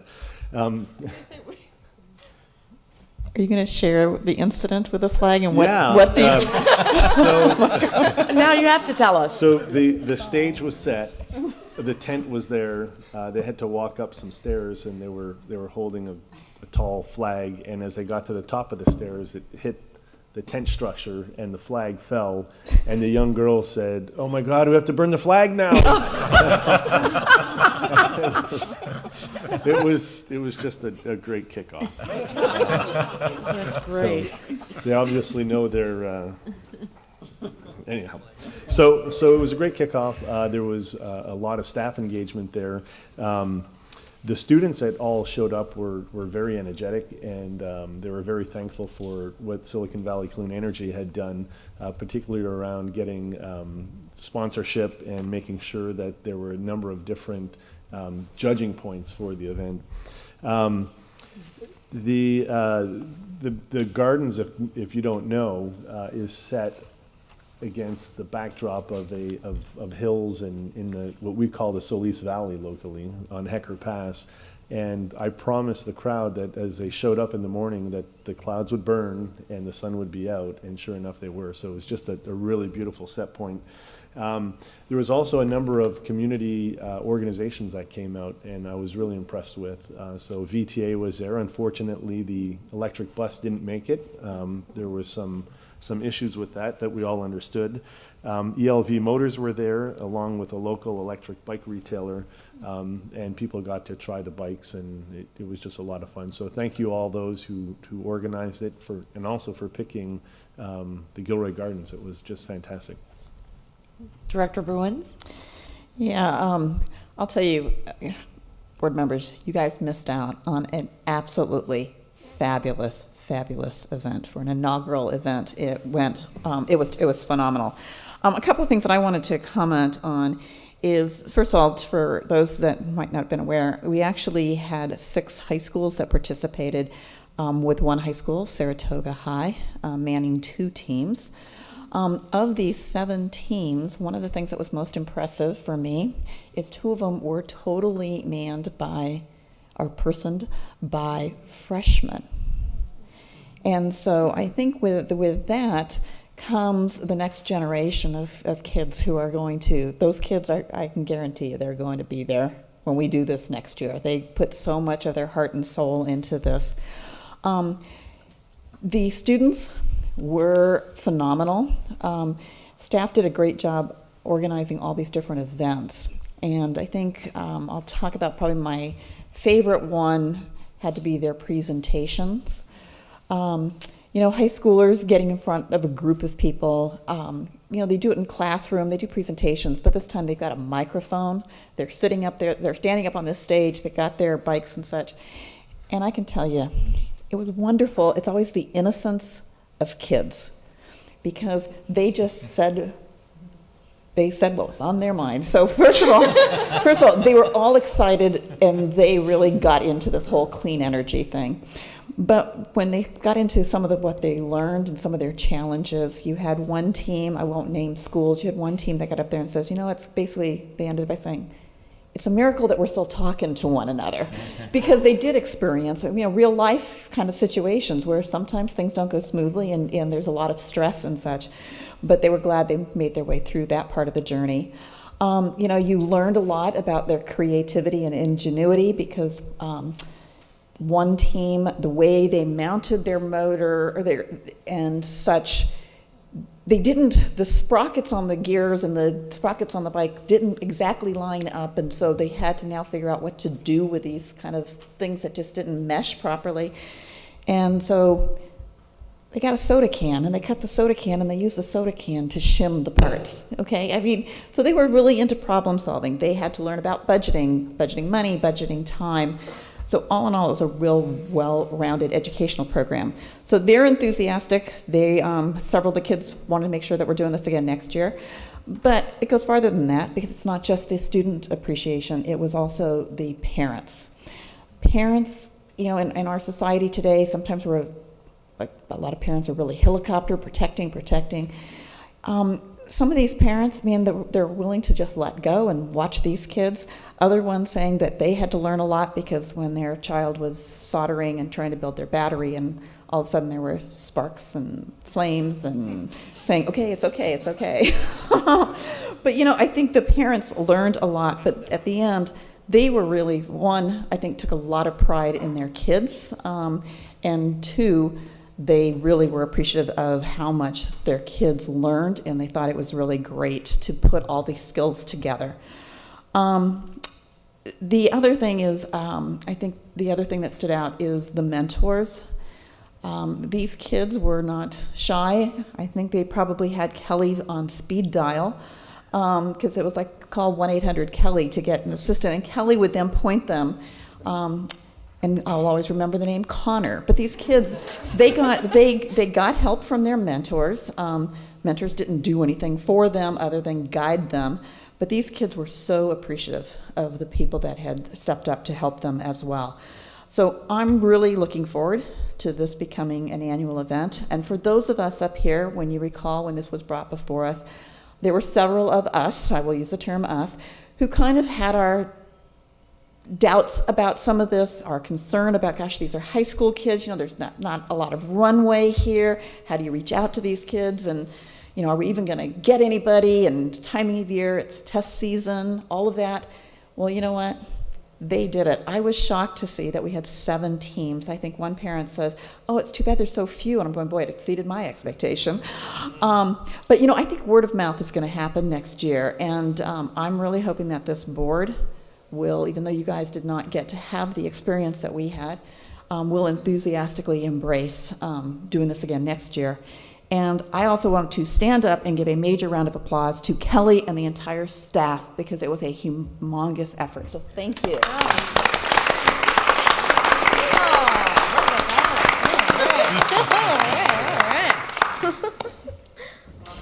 Hard not to think of supporting it after hearing those comments. It's amazing. But I think there is a presentation you guys would like to make as well. Hi, good evening, directors. Pamela Leonard. Thank you for the recap of the event for those of you who were able to attend. And for those of you who were unable to attend, we have a quick little 1-minute video recap so you can see what the day was all about. Please cue the video. Oh, volume. Oh, no, just kidding.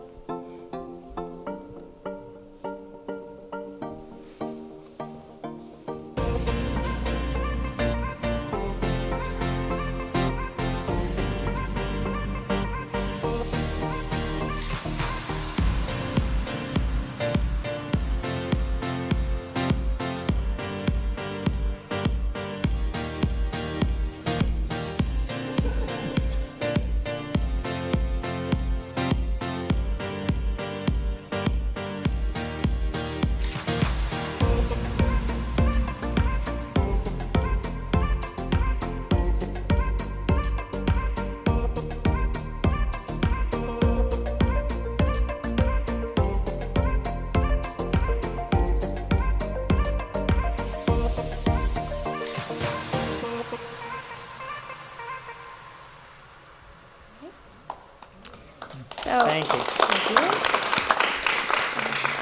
Since this was Kelly's project, I'm going to turn it over to her to kind of explain some of the details of what you just saw in that video when the presentation is cued.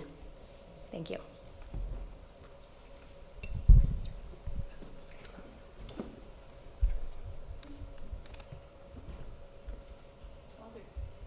While they're queuing that, if I could, I want to do a shout out for, 2 of the high schools, but first is Milpitas. Milpitas, they got their bike started having some problems, and they were not discouraged by it, they were trying to troubleshoot this. So they actually missed all the actual, the time and the laps and all of those things, but they then did their presentation. And I'll tell you, even despite the adversity of having a bike that wasn't working, they got it to work. They did their whole presentation kind of giggling their way through that, but they got through their presentation. And by the way, it had 3 women and 1 guy on that team. I was proud of them because it was not dominated only by the males. But anyway, they at the very end they said, and by the way, we did get our bike working, and they lifted up the rear end and they hit the gas on it. It was, or the electricity on it. So that was really wonderful. And the other team that deserved a shout out is we did have one minor incident with one of the Saratoga teammates. And that team also had, in the face of adversity, they were faced with their mixed feelings. Do they continue on when their teammate was heading off to a hospital to be checked out, or whether or not they continue in his honor, and they chose to continue in his honor. And so I thought that was really wonderful. Thank you. Thank you, Director Bruins, for your really kind words, and also Director Harney. And thank you both for coming out, in addition to alternate Director Yulo. That was great seeing you guys there. And of course, thank you all for approving the event to happen in the first place. And it exceeded my expectations as well. I had no idea what to expect from the students, and I'm glad that they exceeded what I was expecting. So I hope you enjoyed the video as well. So this presentation is going to be mostly visual. So the first event that we had was the Acceleration Challenge, and pictured on the left is the Bicycle and Pedestrian Commissioner, Zach Hilton. He was able to lend us a radar gun from the police department, so that was awesome. And the highest speed reached for that was actually 40 miles per hour, so pretty impressive there. And then next, this pictured is the obstacle course challenge, which was kind of a silly mix-up from the more technical challenges. So in this one, it was testing more the e-bike riders' ability to strategize. And so you see on the right, they're wearing those vests with the balls that stick onto it. And so they had to do a full circle around each cone, and then on the way there, they would have to pick up the ball, stick it on, and then on the way back, doing the same thing, doing a full circle around the cone and then returning it. So it was more how they best wanted to strategize doing that to get a fast time on that. And then lastly, to test the bike's efficiency, we did a range challenge and judged which team depleted the least amount of battery during 16 laps. And then afterward, the teams, as Jeannie Bruin sort of highlighted, did the presentations of their e-bikes, and that's the bulk of what the bikes were judged on. So here are just pictures of the teams. We have 2 from Saratoga and Milpitas here, the mostly women's team on the right. And then... That's actually Los Altos High School on the left there, not Saratoga. My mistake. You are correct, yeah. Those look familiar. In Saratoga wearing Los Altos shirts. Yeah. Here are some photos of the presentations, and then our third place winner were from Saratoga, the E-Fish team. Second place was Mountain View Spartans, and first place was Fremont Fire Eagles. And just to note, they had a really great strategy. They actually purchased their e-bike parts sort of contingent on what was ranked highest for the challenges. And I think that was a really good way of going about it. And I think it may have been what won them the competition. So some key takeaways for me was that overall, even though there were only 7 teams this year, the quality of those teams were really great. And with the resources that I had at my disposal, it was actually, I think, the most that I could handle with only having a few mentors with e-bike expertise to count on. Secondly, I don't think this is exclusively for robotics students, and a lot of the students this year were not actually in any robotics club, so that was an interesting note. And lastly, as Director Bruins pointed out as well, regardless of all the timeline concerns that we had on our end being a tight timeline, the students will make it work if they're motivated enough to do so, and I think a competition is enough motivation for that. So that's all for the presentation, and thank you again. Outstanding. Kelly, thank you. This really, I remember when you pitched this idea to this board, it's just an outstanding outcome. And thank you both for being there and making such a heartfelt summary of what happened. I won't miss it again if I can help it. It really sounded amazing. So thank you all, and to staff who supported them. Yes. I do have a question for staff. I know we'd issued a press release. Did you also reach out to the principals at each of the schools to let them know about the teams participating, and so that they have an opportunity to recognize the kids or do something? I don't know if they do their morning announcements. Who knows with technology today what they do in high schools. But if they do morning announcements or if they do things in terms of their own local newspaper, have we provided something so that the kids can get recognized in terms of their own peer network? I do know the Fremont High School principal retweeted and gave a shout out to his team, but we're still recovering from the weekend, and we can definitely do that. I think that's a great idea, and especially if this is something we're going to be repeating in future years, we're going to want to get the word out as soon as possible so that we can continue to keep this on the students' radar. Could you also make sure that the cities that have high schools that participated get that information so that we can call it out from our dioceses about, our own thanks and gratitude that they participated? I know I did it last night. Good, great. Yeah, I got to do it. So. You got to do it, great. Teams, I got to do it. Yay. You have 2 teams, yeah. So huge success. Many, many, many thanks. Are there any other questions? Yes, Rod. Yeah, I would only note that actually you did have some roboticists. The 971 team is the first robotics team, so those yellow jerseys are there. In fact, robotics. If you want to get better participation, I would really recommend shifting this to not overlap with the first season. I think you could get 2 or 3 times as many teams.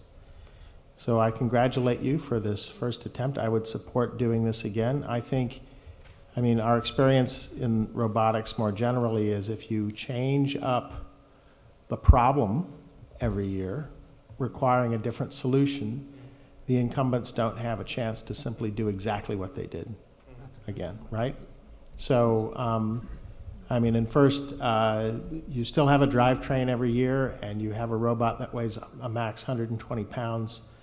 But the specific stuff that goes on the robot to throw a ball or to, move a game piece and then hoist yourself up, all the mechanics change every year.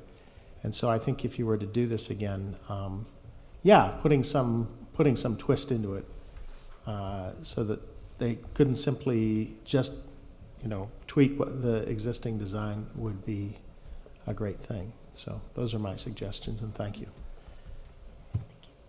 Thank you. And I'll note, I did pass the invitation on to our superintendent, so I don't know how Fremont High in Sunnyvale managed to participate, but I know she got the word, I believe she got the word out to all the principals in the 5 schools. You did too. Well, great. So Terrific. glad they prevailed. It's nice to have such a feel-good report. Thank you, Kelly, very much. Okay, the next item is the CEO. Oh, sorry. Oh, sorry. So sorry, Director Gibbons, please.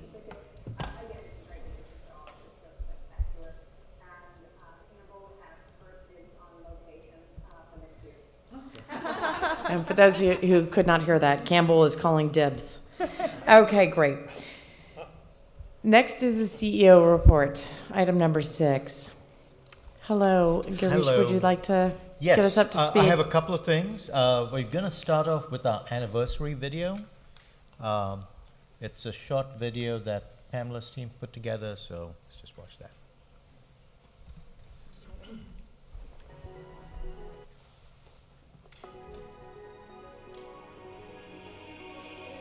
Here at Silicon Valley Clean Energy, we came together as a community to reduce carbon emissions. And preserve our future.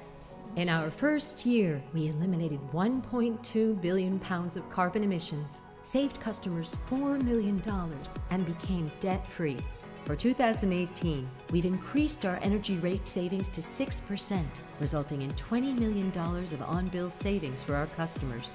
Over the next year, we'll continue with the commitments we made to our communities. We are negotiating contracts for new renewable development for solar, wind, and energy storage. We'll eliminate another 1.1 billion pounds of carbon emissions, add our 13th community, Milpitas, and we'll be launching customer programs focused on decarbonization and grid innovation. We're here to stay. The future is electric.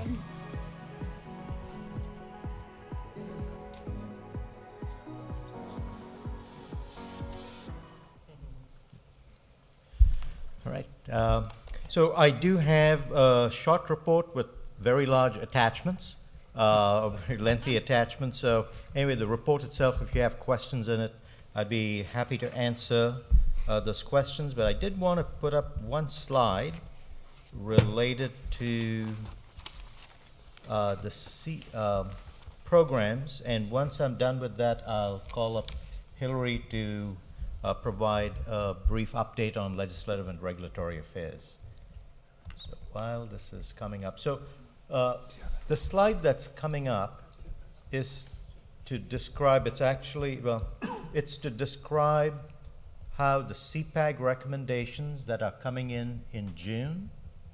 We have the MOG, the Member Agency Working Group. They're going to be providing us input in July. And as Don said, we are going to hire our new Director of Decarbonization. We had the interviews Thursday and Friday, so we hope to get this person on board the beginning to middle of June. So we expect to bring you a roadmap of where we think we'll be going as on the program side in September, and a more detailed roadmap in December. So that's all I just said is up here with these different kind of spines coming together. The point being, when you get the CPAG recommendations next June, I've talked to Peter Evans about this too, so we know what the framework of how to take in the customer group recommendations. We'll take the member agency group recommendations next month. I do need some time with the new director working with account services director, power supply director to come up with that high-level program plan. And in September, fall, and in December, we'll have a little more detailed plan. We have some models. The city of San Jose has done a very good climate plan. They call it Climate Smart 2.0. They're really looking out about 25 years. They're following the Paris pathway. And so when you look at programs, it needs to be done in some context. So if you're bending this carbon curve downward, let's look at this contextually. There was a comment made earlier, this thing about how do you involve academia? So anytime you're doing a program, how can you improve communication? How can you reach out to the low-income community, academia, startups?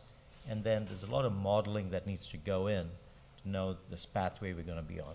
So this is the general framework that I wanted to bring to your attention, provide you context for things that are coming up in the next 6 months. If there are no questions, and that I'll ask Hillary to provide an update on the legislative and regulatory issues.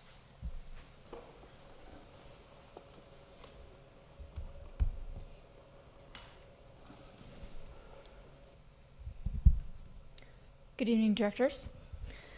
It's been a busy month. I guess they all are, but this one in particular. So we have on both the regulatory and legislative side a lot of things moving forward. The single biggest thing this month by far is the Green Book that was released last Thursday by the California Public Utilities Commission. And since we are addressing that in greater detail later in this meeting, I will set that aside for now. But we have plenty of other stuff going on the regulatory side. So this week, evidentiary hearings are taking place in the PCIA proceeding. So that's an opportunity for our witnesses who submitted testimony back at the beginning of April to be cross-examined by other parties and by also the judge in this proceeding. So Cal CCI witnesses are going on the stand tomorrow, actually. It's been the investor and utilities and other stakeholders so far this week. But this will wrap up on Friday, and then we'll be looking at briefs, potentially final oral arguments through the summer, and still a proposed decision in July. So we are still on track to be implementing a new PCIA starting January 2019. On the integrated resource planning proceeding, this, if you'll recall, we've come to a lull in the role of the CPUC. Everyone has kind of split up now to work on the individual integrated resource plans that are due at the beginning of August. So we are continuing to work on that. The biggest piece of news on that this month is that we have decided to split up the compliance side of the integrated resource plan that is due to the Public Utilities Commission and the more public-facing document that we would eventually like to turn that into. And that's for two main reasons. One being, as Grish just discussed, this summer we'll be getting a lot of new information from the MOG and the CPAG about the direction we're going to go with programs. And we see our programs and our interaction with behind-the-meter resources as a really important part of our resource portfolio. So what we will be doing is working through the next coming months on the specific aspects that are mandated by the Public Utilities Commission. And then we'll be coming back in the fall to incorporate new information into that related to programs and produce a document aimed more at the general public. Also, this will give us more time to focus in the current months on the CPUC side, because since it's the first time that this process is taking place, there is a back and forth conversation with CPUC staff to try and iron out some of the details. That always happens the first time you go through a process. So we're splitting those two up. And then on the bond methodology proceeding, this one has been quiet for a while. If you'll recall, the last action we had on this was in October, but we did finally get a proposed decision on that. And so we'll be finding out probably by the middle of the summer what the new bond amount for us should be, and that will be reflected, our estimates will be reflected in the proposed updated budget this summer. And then finally, next Wednesday, we have our long-awaited day in Sacramento coming up. So we have meetings set up with about 8 of our legislators, and we will be covering everything from introduction to the CCA business model for those who need it, our history, mission, all the way to, in a stroke of very good timing, the issues raised in the Green Book just last Thursday. So we're excited to be moving forward with that, and there will be a debrief at the next board meeting. That's about it. Any questions, comments? Anybody up here? Well, I have Director- a question for our CEO, if I might. Please, I just want to make sure, Director Gibbons, you'll have an opportunity after Director Sinks. I was actually thrilled to see this assessment of Coyote Anderson for storage. Can you give us a little more color on that? So we were actually approached by City of Morgan Hill. Alternate Director Yulo brought this opportunity up to us, and we're doing a feasibility study in collaboration with, so we're going to pay for the study with Inline. Santa Clara Valley Water District is going to be providing a lot of data to us, and they are actually going to be draining Anderson Reservoir and to do some repairs and upgrades. They also have a plant, a small hydro plant, I think it's less than a megawatt, they have an expiring QF contract with PG&E. So there may be some opportunities, that power plant, and also looking at maybe getting pump storage between Anderson and Coyote. Now, we expect it's going to be very expensive. However, it makes sense to look at it because that's part of our strategic plan, is not just to look at energy storage, but also look at local opportunities. I think there'll be some ancillary value in doing that study, because when you're figuring out the value of pump storage, you've got to look at market prices that energy storage can capture. And that study will also be valuable to us when we go out with that distributed energy resources RFO.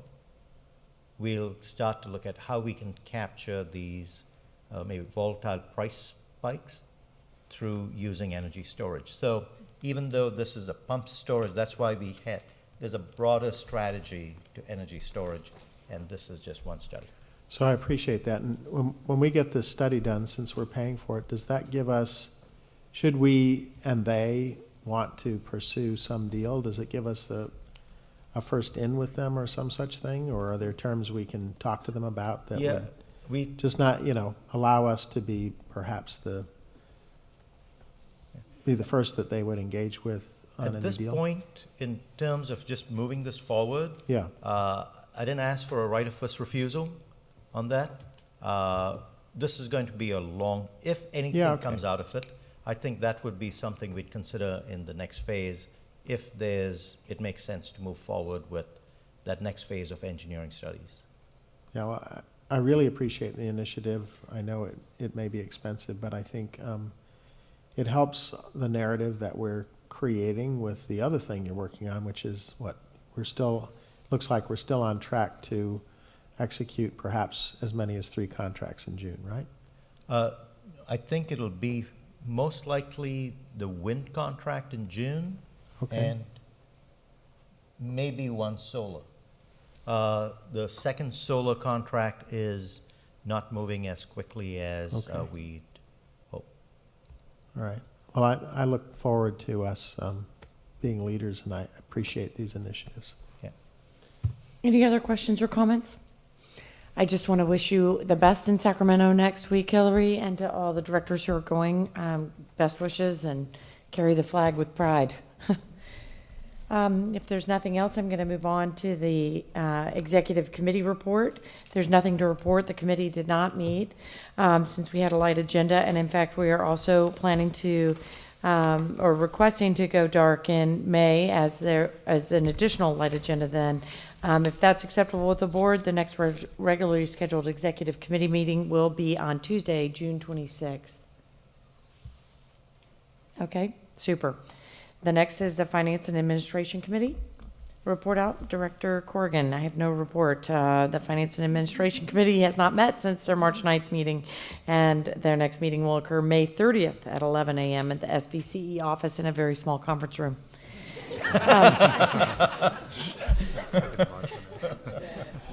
Small and smelly. I can't We take. love the smell of garlic. So, Yeah, more garlic. Good More one. garlic, please. Okay, item number 9 is the Legislative Ad Hoc Committee report. Director Sinks. Thank you very much. So the Legislative Ad Hoc Committee of the Board met on Monday, May 7th. The committee discussed the Green Book that Hillary referenced and developed the outline of a letter that will be presented to the board tonight in item 1 of the special meeting. We had to do that because we wanted you to see that and consider taking action on it, and that was the way to notice this. So hang around after the regular meeting. The committee also finalized plans for SVC's day of meetings with legislators in Sacramento on May 16th. Who's going? I know Nancy and I are going. Courtney, you're going? I am not No? going. Who else? Anybody? That's it. That's it? Yeah.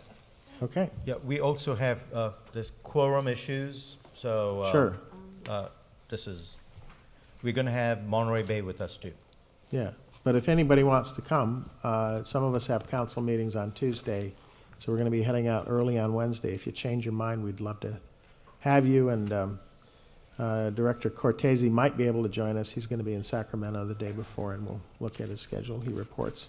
And he was sorry he couldn't be here tonight. He had a county meeting, and they were taking votes until after this meeting started. I'll make one report.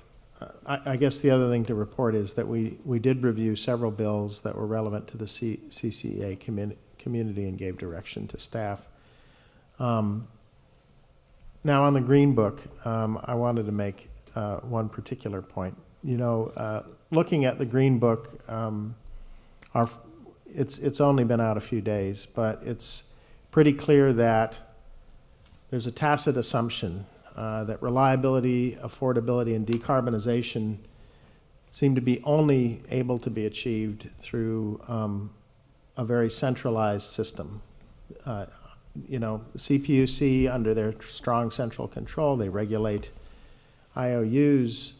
I would note that we have a very successful model that's deregulated, which are all the municipal utilities in the state. But the CPUC at this point, or at least as expressed through this Green Book, is looking at CCAs, direct access, and all the behind-the-meter provider resources, largely in terms of how they threaten the historical model, right? The incumbency model, as if we were also IOUs. In my view, they're rather ignoring the ways the stakeholders are working to proactively meet the core goals of reliability, affordability, and decarbonization, such as we're doing here.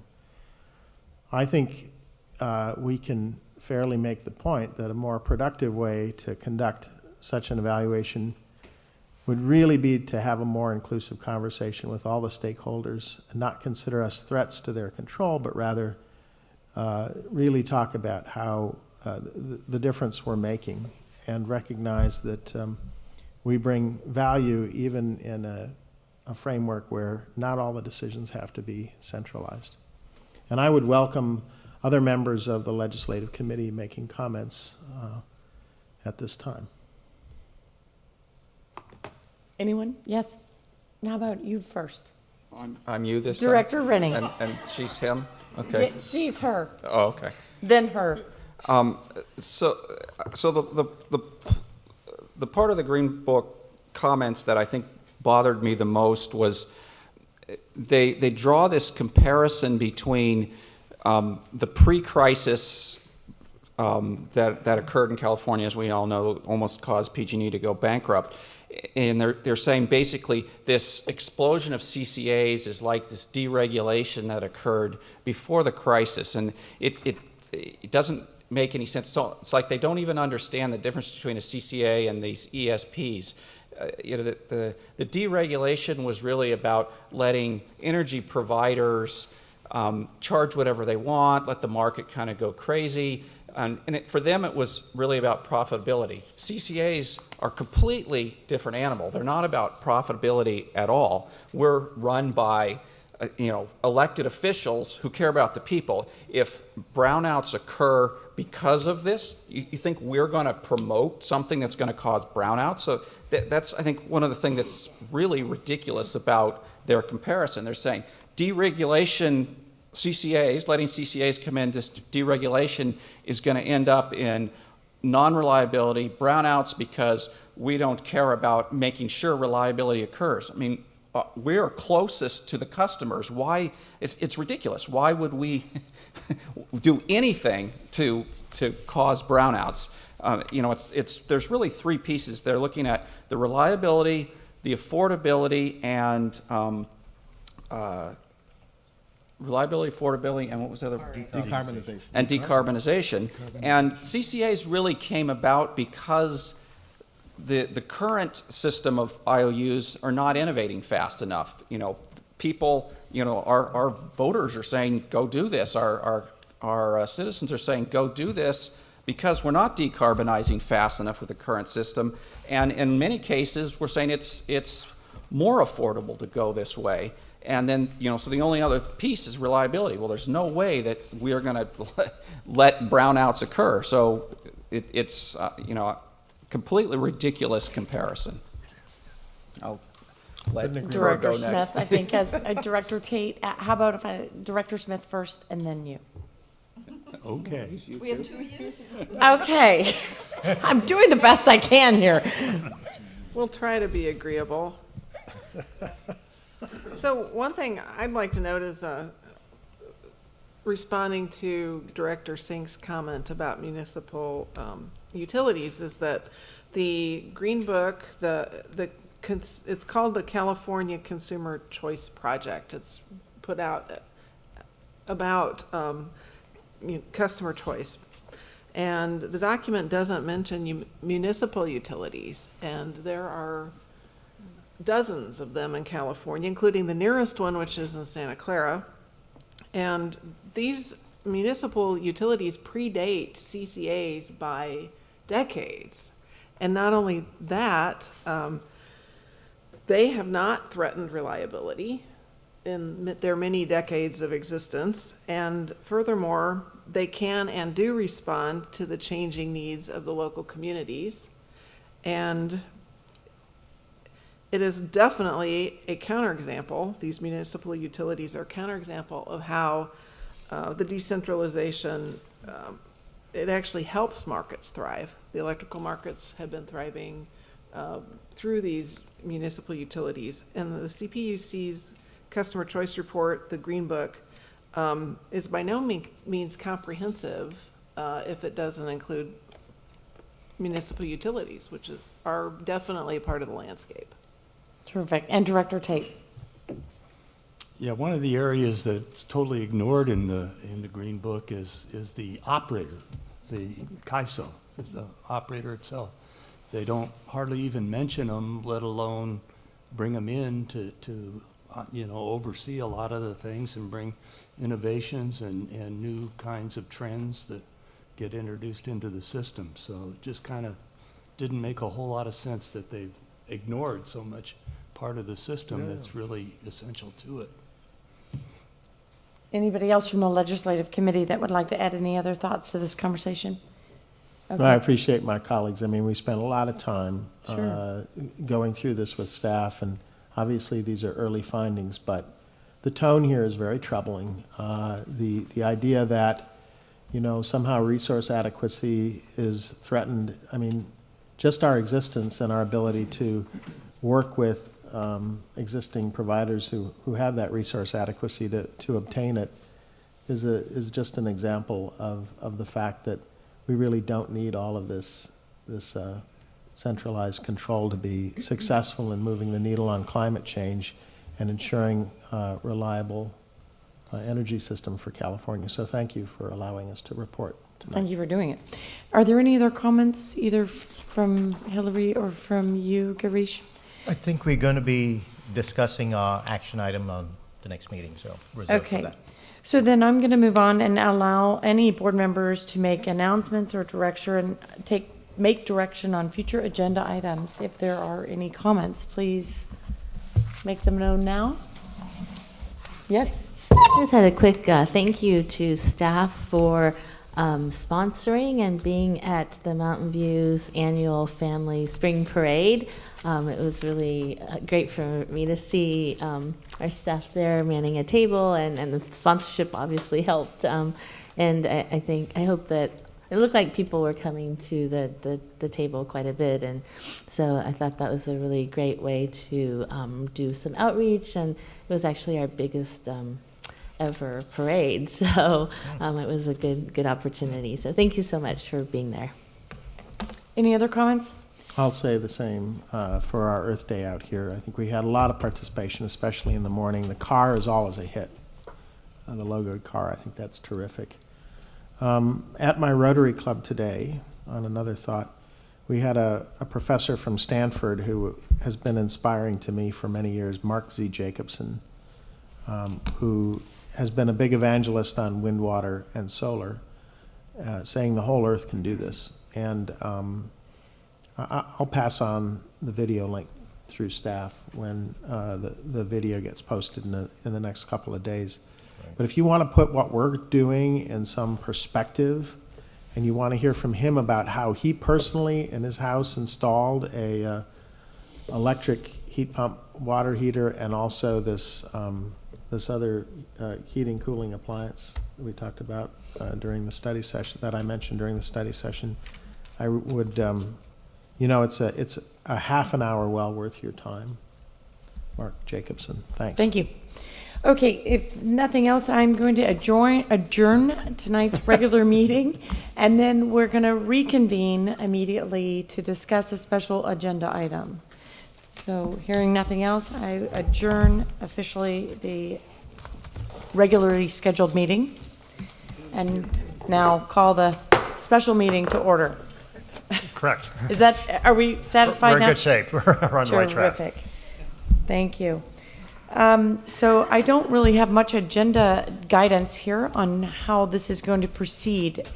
Who would like to make the presentation, or So let me start with a couple of comments. Thank you. So at the ad hoc legislative committee meeting, we discussed, and the committee basically said we need to write a letter, and thought it would be most effective if the letter to our legislators was signed by all the board members. So staff has put together a draft letter. It's a little delicate. How do we get, so part of the process here, I'm going to ask Greg to go through the process of how we get your input, not just today, but also the request is to delegate authority to the chair and myself to finalize the letter. But since we're going to be asking for your signature, I'm expecting that comments you give us today, we're going to have to edit it, have you take another look at it. So I'm just going to ask Greg to go through that process of how we're going to get to final signatures. And before we do that, can I just request of my fellow directors that we don't craft the letter at the dais tonight? That if you have specific thoughts or edits you'd like to make, you make them briefly and succinctly, and that if you're in agreement, we just move forward. If you'll bear with us. So, thank you. The process here is to provide a means to allow each of the board members to actually sign the letter for its impact. And so we've come up, working together here with staff, come up with the following approach, which would be after taking the comments tonight, a letter will be revised and then sent to you individually.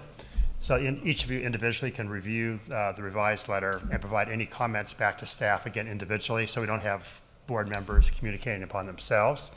And that'll be received by staff, and then staff will review that letter with the chair to finalize it. And then there will be a final letter at that point in time for signature. At that point, then, the letter individually be sent out to each of you, and then you could give your either your concurrence or not to whether you would want your name attached to the letter. And staff will have your signatures in advance so that staff then can mechanically finalize that letter with each of your signatures. What's the timeline? We're going to get it. We're hoping to get it turned around. How quickly? I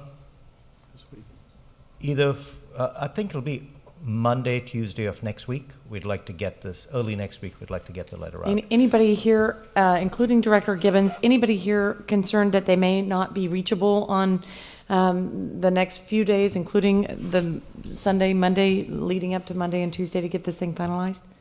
Okay, terrific. And we want to take this letter with To Sacramento. Sorry, Director Gibbons, please.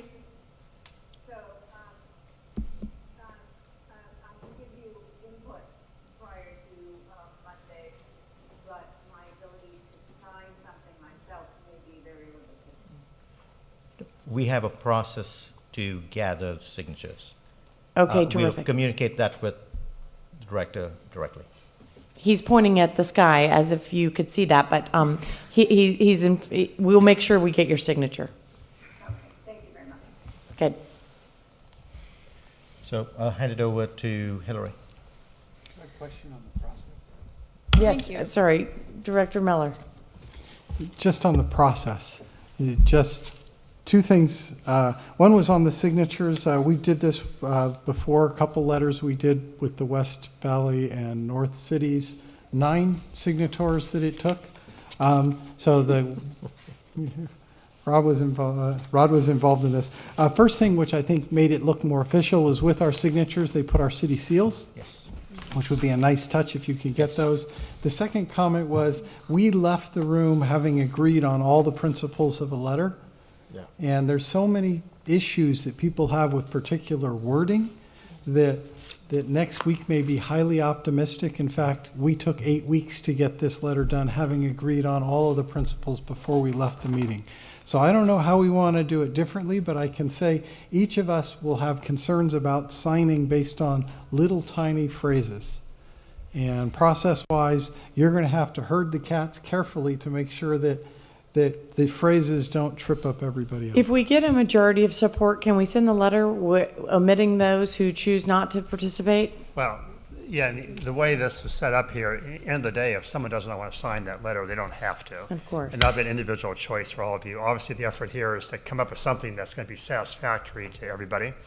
But that would be, in the end of the day, that will be how that will turn out. The more signatures, the more powerful Of is my course. interpretation. That's So it's correct. not like a majority But I do want to sender. encourage individuals who want to recraft and micromanage the letter down to specific words, phrases, and may instead of shall, et cetera, may prevent us from getting this managed in a timely manner. So I'll ask you to use your own discretion about the edits you are proposing.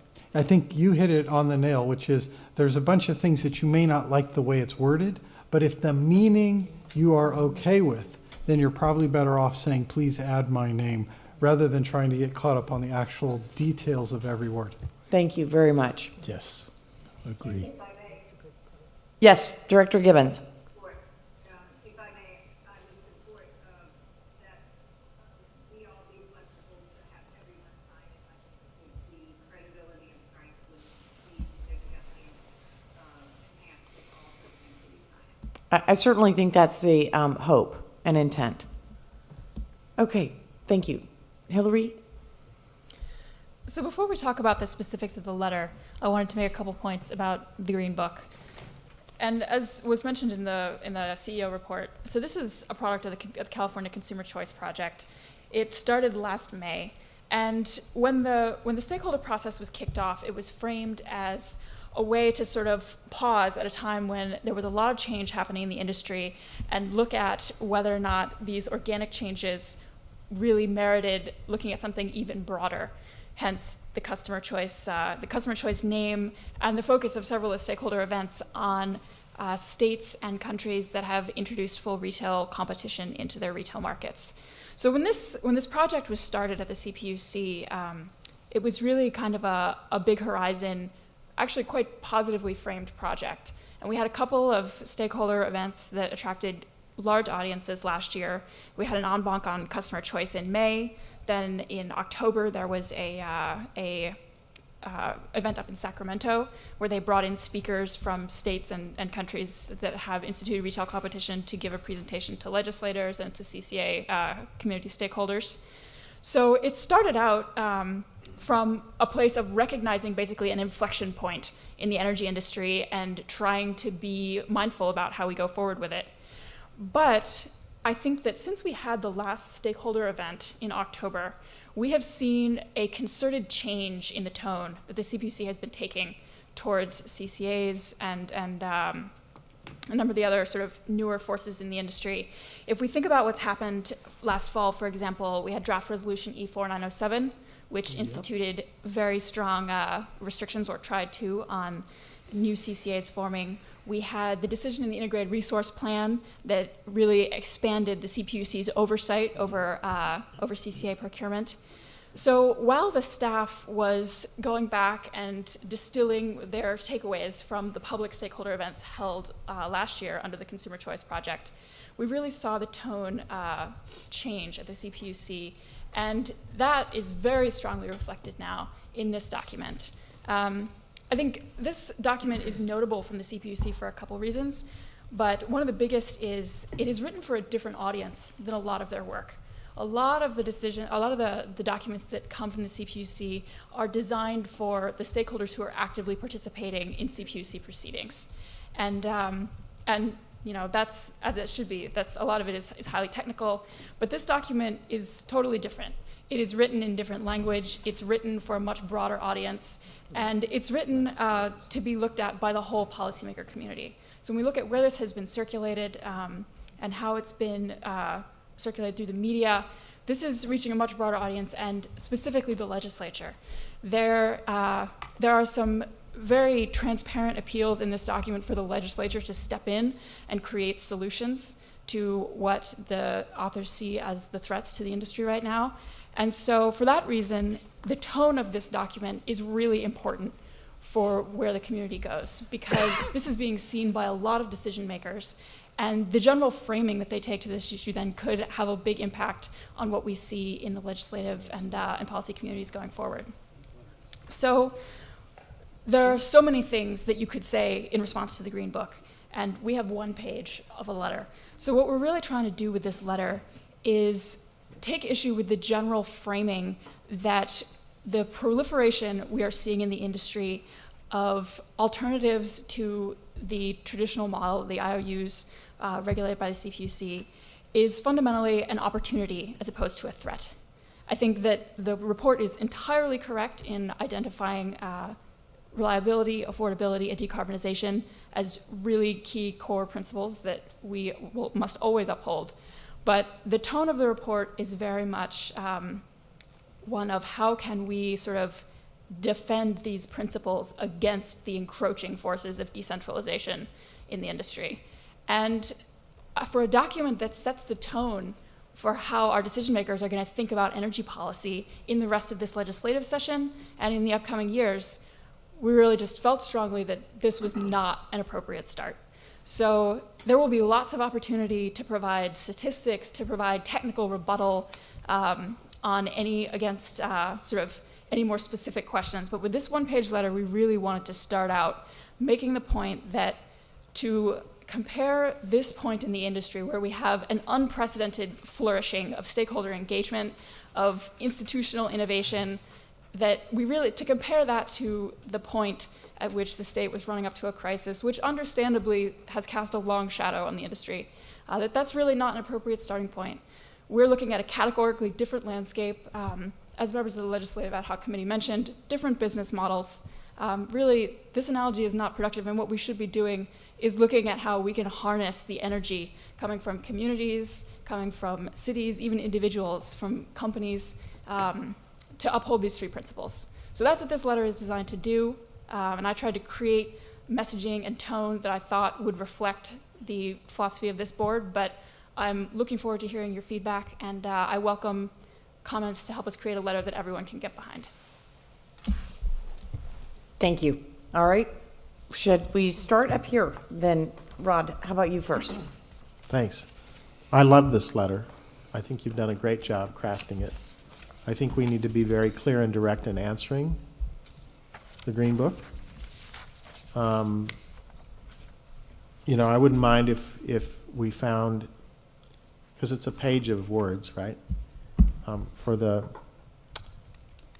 time-stressed legislator that we might be addressing, I wouldn't mind if, at your discretion, we turn some of these key phrases toward the end of some of these paragraphs bold, right? To, you know, it's just to make the point stand out. The other thing, and maybe we're just not ready for this, but a good response as this is, are we ready to ask the legislature to consider taking some actions which would be more prescriptive to the role of the CPUC on some of these issues? Maybe, I know you're probably not at a place to be very specific about that yet, but maybe we should be suggesting that, you know, we foresee and we'll be back to the legislature with some specific remedies that we could suggest to clarify the role of the CPUC. Just a question. Thanks. Director Miller. Sure, let me pile on just right where Rod left off, and then I have maybe a couple of specific thoughts on the letter that aren't wordsmithing, but more the tone. First off, you know, the letter and where we are right now is sort of reactionary and defensive, and I agree with Rod. I actually think that we should launch some sort of offensive strategy. We should be telling the legislature, here's where we think you need to be guiding this for the good of our citizens. And that's an offensive move. Right now, we're in a response mode. I think that, I don't know how you do it, but CalCCA should wrap their head around if we could get the legislature to pass some stuff to make this better for us, what should it be? And I think that being on the defensive means that we're fighting for status quo, and I think we need to be fighting for a win. So outside of the letter, my suggestion is the CCA figure out an offensive prong to our strategy right now in dealing with the CPUC and the IOUs. As for the tone of the letter, I think there's a similar sort of theme, and I will just refer you to the last sentence of the first paragraph. It's a reactionary sentence. It's all about the Green Book, which is what the letter is. You've already said that it's fatally flawed. I think you could recraft that sentence in a way that would be sort of a positive reflection on what CCAs are bringing and how they should be supported. So rather than saying, if the Green Book goes forward, the life is over, I think that last sentence could say, we need to be supporting this bastion of innovation and creativity, which is bringing all these good things to Driving down costs. Exactly. Supplying power Support- to this many customers. Yeah, supporting the three goals, how we as CCAs are already doing that, and that we should be taking a perspective that enhances and encourages that. So you just, I know we're really trying to focus on the Green Book, but you already, I think, nailed it hard by you when you said alarmingly flawed. And then I think you could end, and I would love to see that in bold, by the way. These comments. Red. Yeah, red, underline, bold, italics. And can you make it blink on the paper while you're Big at it? circle and an arrow to it. Yeah, but I think the next sentence could be turned over in a way to be a very positive sentence that say CCAs are doing more than you can imagine for cost, for decarbonization. I mean, go through the goals, stated in a very positive thing as sort of this green thing is flawed. My job as a legislator, I should be supporting these CCAs. And maybe you have to stick a few facts in there that we're serving 10 million people in the state of California, and we've moved our, from PG&E, we've moved ourselves, 10 years forward on decarbonization, or some positive spin about who we are and why they should be supporting us. What we've done already. Perhaps adding how much money we're putting back in the consumer's pocket to be dumped into the California economy. Yeah, I mean, some positive thing. I think the last sentence was far too defensive and far too much playing to the Green Book is bad. And I think you nailed the Green Book with the alarmingly flawed. I don't know who came up with that. Brilliantly caustic. Sorry. I think the next sentence, in terms of our tone, you could find a way to land on a positive. And then when you look at the whole letter, I think the last paragraph could be refactored to land in a positive space to say you need to support all the goodness that we're bringing. And that's without wordsmithing. And just for reference, I'm happy to get this thing out this week. And here's my signature. Just tell me who I got to give it to. All right, Director Rennie. Thank you. I'm agreeing. I guess I'm going to agree a lot with what Howard said. Yeah. When I've been paying attention to what's going on, a lot of, not just the Green Book, but the other things that have been coming out of the PUC, a lot of it is around this resource adequacy. And I think that they are seeing where the future is going. There's discussion at the legislature about we want to be completely decarbonized at some date in the future. And what does that mean for resource adequacy? It's a bit scary. In today's world, how do you remove the carbon sources and still keep the grid reliable? And I'm suspecting that really what's behind it is the PUC is truly worried, okay, how do we make this happen? And they want control, and they're thinking, well, if I only have a few of the IOUs to work with, it's going to be easier to do this. But, what I was going to say is what you really need is the innovation. And a lot of these CCAs are bringing the innovation. We're all thinking differently. And for our grid to be reliable in a completely decarbonized world, we're really going to have to change the way things are done. This is what Howard was saying. What can we bring? And I'm really emphasizing that it's the way we thinking differently. It's the innovation. We are bought into all the same goals of reliability, affordability, decarbonization. But I really feel like this is the bottom, that they really are worried there. How are we going to get there? And let's throw away all this distracting stuff of the CCAs so we can somehow figure this out. But they've got it backwards because how fast have the IOUs moved on anything? If we really have a date of 2040 where we have to be completely decarbonized if De Leon's bill ever goes through, we're going to need a lot of innovation, and the CCAs are going to help with our idea of already talking about pump storage. That's the kind of things that we're going to need. So Great. I think I'm just supporting.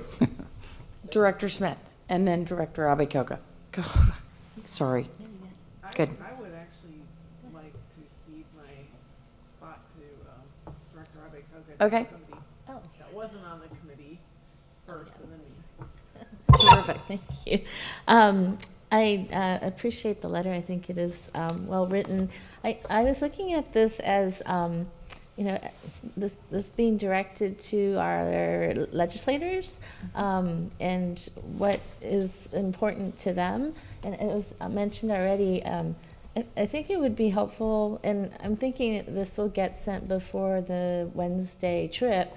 But this could be used as sort of an introductory piece as well. And, you know, the legislators, like us, are accountable to our constituents, and we share the same constituents in most part. And so I just thought maybe that would be helpful with a little bit of background of, you know, what is SVCE? How many people do we serve? You know, why were we formed? It was because, frankly, our community was asking us to do this. And if we can maybe preface it with that introduction, to just, you know, kind of hit the point that these are your constituents who wanted this. And so, you know, I know they have the pressures of from other sources, but you know, we were in response to what our constituents are asking, and so we would ask legislators to, you know, do the same and honor that request that comes from our communities. And if we could add a little bit more of that, that might be maybe make it more interesting for the legislators, and just to remind them, you know, why this is important to us and to them. And that would just be my suggestion. Thanks. Any other? Yeah, Director Smith. Yeah, could well, before I get to my comments, I'd like to ask Director Abe-Koga for a clarification. Do you mean to put that in the letter, or do you mean to discuss it with them in person? I thought it could maybe be included in this letter as the beginning, just a quick SVCE, with, you know, kind of a 1-year-old serves X number of customers. Yes. We've had, you know, great supported by the majority of the city councils in 13 cities and county. Yes. I'm you know, assuming that most of them don't really know what we are yet, and so it'd be helpful to explain that, but really emphasize that these are, you know, the constituents who have asked us to come together. So. Right. Thank you. Thanks for clarifying. I have agreed with the comments so far to speak as much as is possible to the benefits of Silicon Valley Clean Energy and other CCAs specifically. I wanted to also respond to the comment about recommending actions for legislators in this letter. I don't think that it's the time for that yet, because this is, I believe that Cal CCA, I don't think Hillary mentioned it, but Cal CCA is also working on how to respond, and it's maybe perhaps more in their role to vet some ideas. I will say that we did discuss some ideas, but they weren't really fully baked, and I don't feel that they're ready necessarily to make that kind of a recommendation. But I will disclose that we did discuss Appendix 3 quite a bit, and it's, you know, it's possible that something could come, some recommendations could come related to Appendix 3 of the Green Book, but I'm not sure that we're really ready to, first of all, make a legislative recommendation and then vet it through the board, you know, after the fact of this meeting. So and also, in conclusion, I did have a few diction questions that I relayed to staff with my reasons already, so they have my input about that.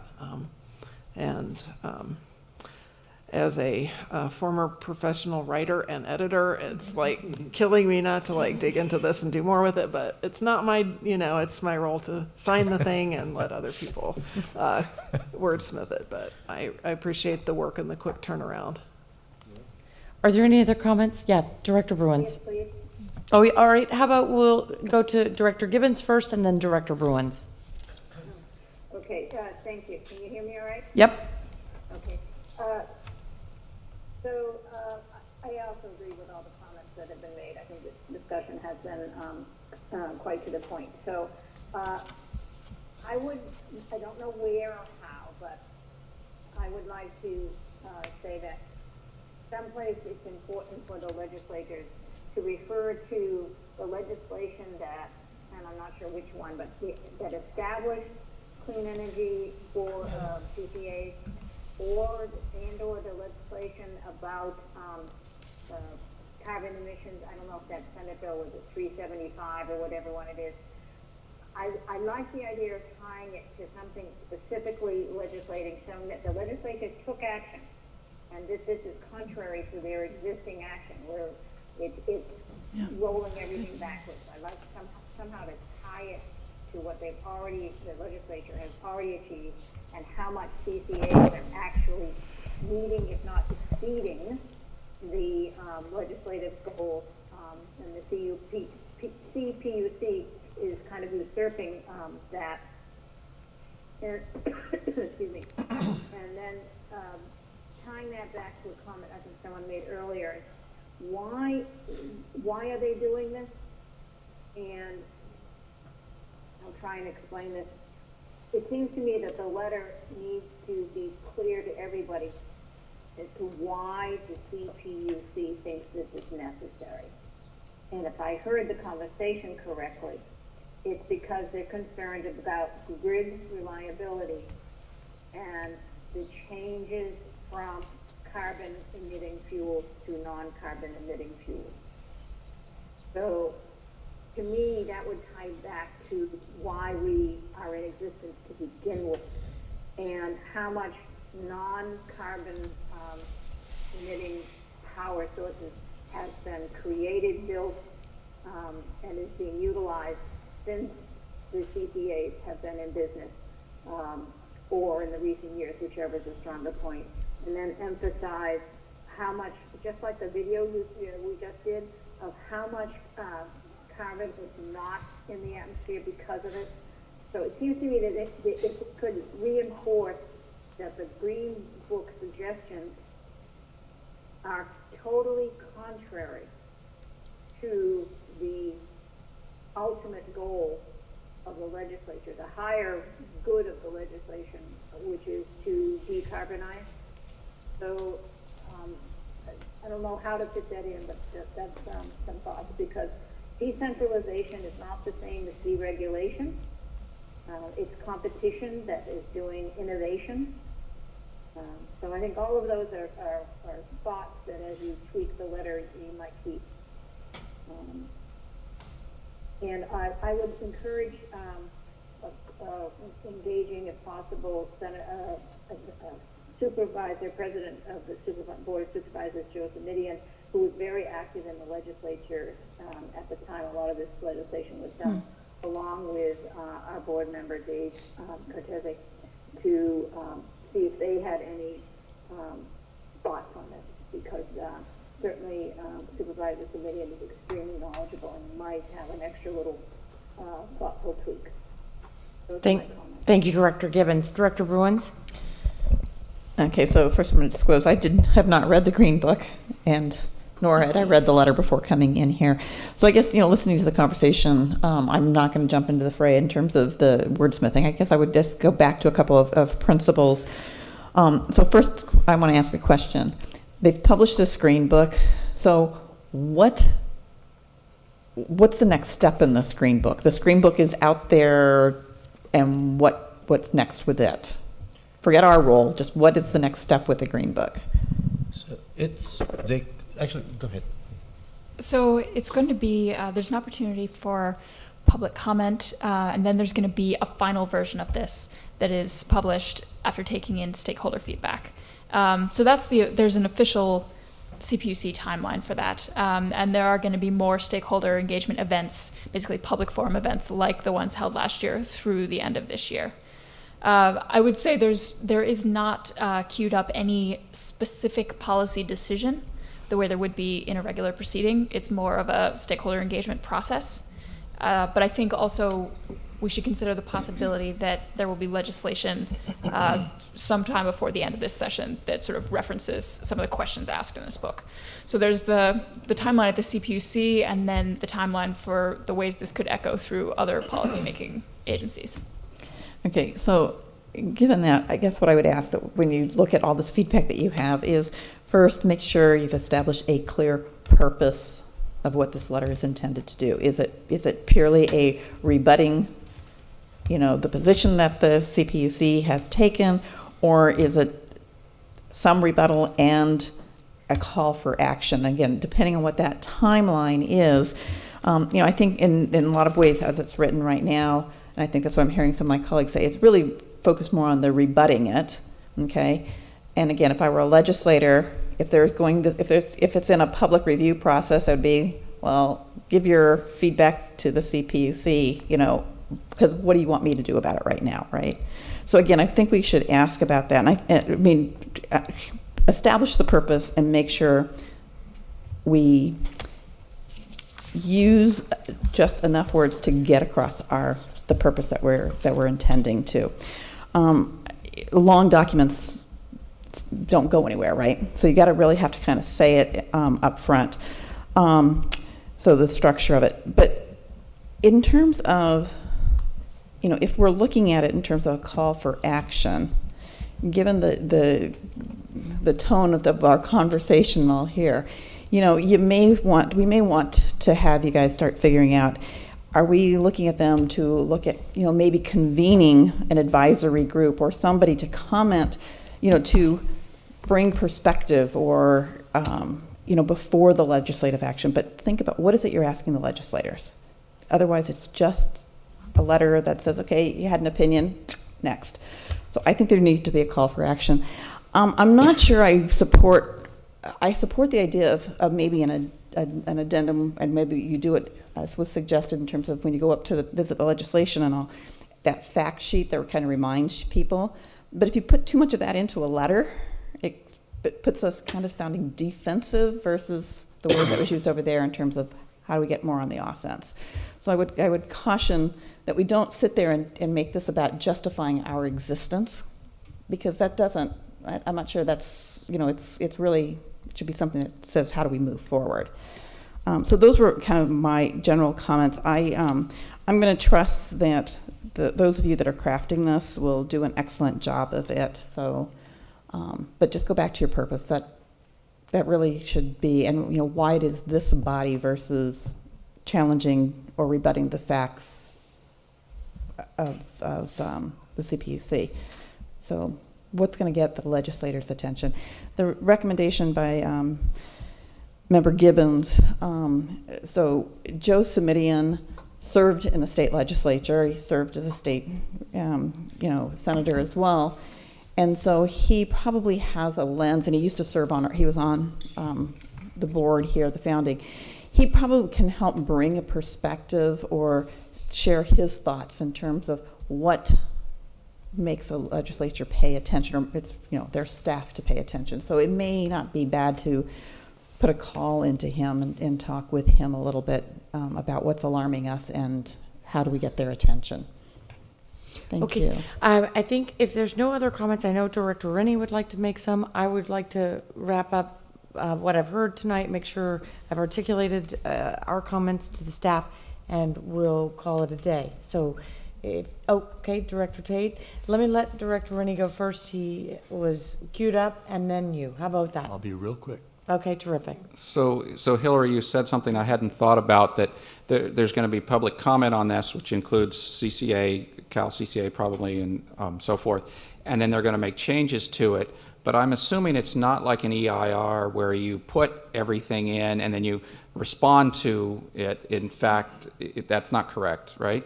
They don't put all the comments and then do response to them. They just make changes based on feedback they get. Correct. And so they can completely ignore input and not make much changes. They can put in whatever they want. Mm-hmm. So our letter is not what we would send to them in an effort to get them to make this sound more favorable to us, right? We would kind of craft something differently. And, is that a goal that is achievable to get them to make it sound more favorable. I realize this letter is now to quickly get to the legislators so that they don't take this, too much in the way it's written. But is our secondary goal to then hopefully get the update of this more favorable to, reality and to us? And are there certain things in our current letter to the legislature that might inhibit our ability to also influence this document? That's a good point. So we are working on two timelines here. And basically the point being that the cycle for revision at the CPUC is slow enough that there will be several news cycles, and this will have sort of percolated through the legislature long before the final draft comes out. So you make a good point. We are going to be working on submitting public comments, pointing out many of the same fundamental issues that we're talking about in the letter at the CPUC. But thank you. It's good feedback to remember that you have multiple conversations happening simultaneously. And Director Tate. Yeah, just very quickly, when I first got the letter, I reacted similarly. I want to edit it and get it down because that's too long. It was contained in one page. And I'm just saying, what I've heard tonight, I don't disagree with any of the comments, but you're going to have to take stuff out to put stuff in, and that's going to make it even harder to get everybody's signature. So let's make it, I know that with our leader and our CEO, we'll get a good quality letter. We just need to kind of back off some of our things, because it can't all be in there and get a single page letter. So here are the comments that I've heard tonight, and unless I say something that you just think is egregiously wrong or I've missed the mark, you don't feel like you need to weigh in again. First, I assume that we as SVCE and as part of Cal CCA plan to respond directly to the Green Book and to the CPUC as appropriate when the opportunity presents itself, and to refute whatever information they've decided to publish in that report. Secondly, as far as this individual letter goes, the feedback I've heard from directors is to add some positivity to the letter about the things that SVCE does do, particularly that to remind the legislators that CCAs were founded based on the actions legislators have already taken, and that this report is contrary to that. That throughout the letter, there may be places where you feel like bold or italics may be appropriate to highlight and, in fact, punctuate what your message is. And that, in fact, while we all agree more background on SVCE would be ideal, we don't want the document to become too lengthy or long, and that perhaps a fact sheet about SVCE could be added as a cover letter, or certainly used as next week as the team goes forth to this legislative day. Yeah, so a separate sheet. Did I pretty much capture everybody's thoughts here? Or did anything get left out that you feel strongly about? Okay. Director Gibbons, anything from you? Okay. Okay, then the last direction that the board has given is, if possible, get Supervisor Simitian's eyes on it, if possible. I don't want to hold it up if he is traveling or unavailable, and I feel like we've got enough bright people here working on this to get it out. So with that, I'd like to just make sure one last time that the direction is to produce this letter. You understand the process. It will be coming to you. Your response needs to be timely back, saying either I agree with it, or it looks fine to me, or here are the specific edits I want to see in it before I'm willing to put my name on it. Once the edits are then culled and put together, one final draft will be sent to each of you. You will see it one last time, and it will have your signature added to it with your final approval. Is that correct? Yes. I'm getting head nods. City seal, is that okay? And the city seal, we're going to add the city seal. If so possible. Yes. If I may make some. Yes, please. So before you leave today, if Hillary hasn't already, we'll provide you a sheet of paper for you to sign. so it'll be ready for you. If you agree with the letter, we'll have a JPEG of that with the city seal. Most of us have done that, I think. If you haven't, please make sure you do before you leave. And Director Gibbons will figure out how to get that done for you as well. Okay. So I wanted to just address a couple of issues in addition to what you just Please. summarized. So in terms of the value of this letter, speed is of the essence. Because right now, this Green Book is probably being shot at the legislature. So I would say 2/3 to 3/4 of this it is a rebuttal document. It's basically saying, pointing out the flaws and the assumptions of that. So it is defensive by nature. It's so that any moves made in the legislature to add some control over us, legislators are aware of. So I think speed, and it is by design about at least 2/3 going to be defensive. We will have many opportunities using a variety of tactics outside of just SVCE. It's going to be Cal CCA and using some other tools to advocate our interests that I heard today. So there'll be multiple opportunities and multiple tactics to do that. So given that, I'll take all the input that was summarized by Chair Corrigan in developing that next draft for you very shortly. Terrific. With that, I'm going to adjourn tonight's meeting, but just add one No, reminder. we need to make a motion Oh, we do. to approve what you just So reviewed. sorry. I thought we were just giving direction to move forward and that the approval from each director individually would serve as their approval of the letter. Do you need a motion tonight? I think the direction is pretty clear, so I don't know that there really is a need for a motion at this point in time. Well, we agendize this to take action. Well, only thing, maybe the one thing to be clear on is that you are directing that this letter be sent or be prepared. So I would make that motion with the process that we've agreed upon. I will make that motion and with all the ideas that have been provided as summarized by the chair this evening, that we get it out no later than early next week with whoever is willing to review and sign, but in an expeditious process. I mean, I think this will be a very important vehicle for us to communicate with as we head up to Sacramento. Second. Yes, Director Smith. Could I add a friendly amendment to authorize the chair to work with the director to finalize the letter upon review?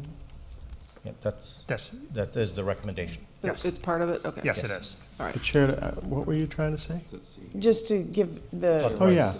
I think we want to give the chair and the CEO latitude to take whatever remarks we have tonight to expeditiously finish the letter. Terrific. And submit to us for final, yes. Point of clarification, in terms of the list that, the chair listed, is the expectation that all of those comments are going to be incorporated, or is the expectation is that's what we are giving to the CEO and the chair so they can align any suggestions with the actual intent of the letter? So that way, because I'm afraid if we have the wrong expectation, okay, and everyone's expecting, or people appear, some of us are expecting certain things to be in there and they're not, I don't want that to start us down a spiral. So I'm hoping that the motion actually says consideration is being given to those items, not necessarily inclusion. Yeah, absolutely. I mean, I would like to give wide latitude to the CEO and the chair to come up with a final draft. And given the time we have to do this, I'm hoping that every one of us up here will agree to sign it, even though, there are additional points to make. I think Girish's statements are well taken. This Green Book has been out for 3 business days, 4? Came out like this third, 6 days. Oh yeah, business days. You're right. Okay, so this doesn't have to be the definitive end-all communication. We simply want a piece to take.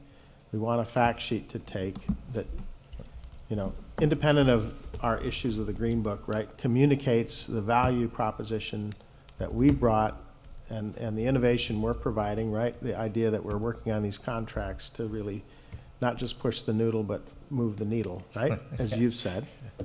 And then, so. If there's no further discussion, Thanks. we have a motion and a second. Can we call for the vote, or is there any other last-minute comments? Please. Director Grilly? Aye. Director Tate? Aye. Director Smith? Aye. Director Miller? Aye. Director Sinks? Aye. Director Rennie? Aye. Chair Corrigan? Yes. Vice Chair Abikoga? Aye. Director Harney? Aye. Director Bruins? Aye. Director Craig? Aye. Director Gibbons? Aye. Thank you. The motion carries with Director Cortese absent. If there's no other comments tonight, I am going to adjourn tonight's special meeting. Thank you all for being here. Special.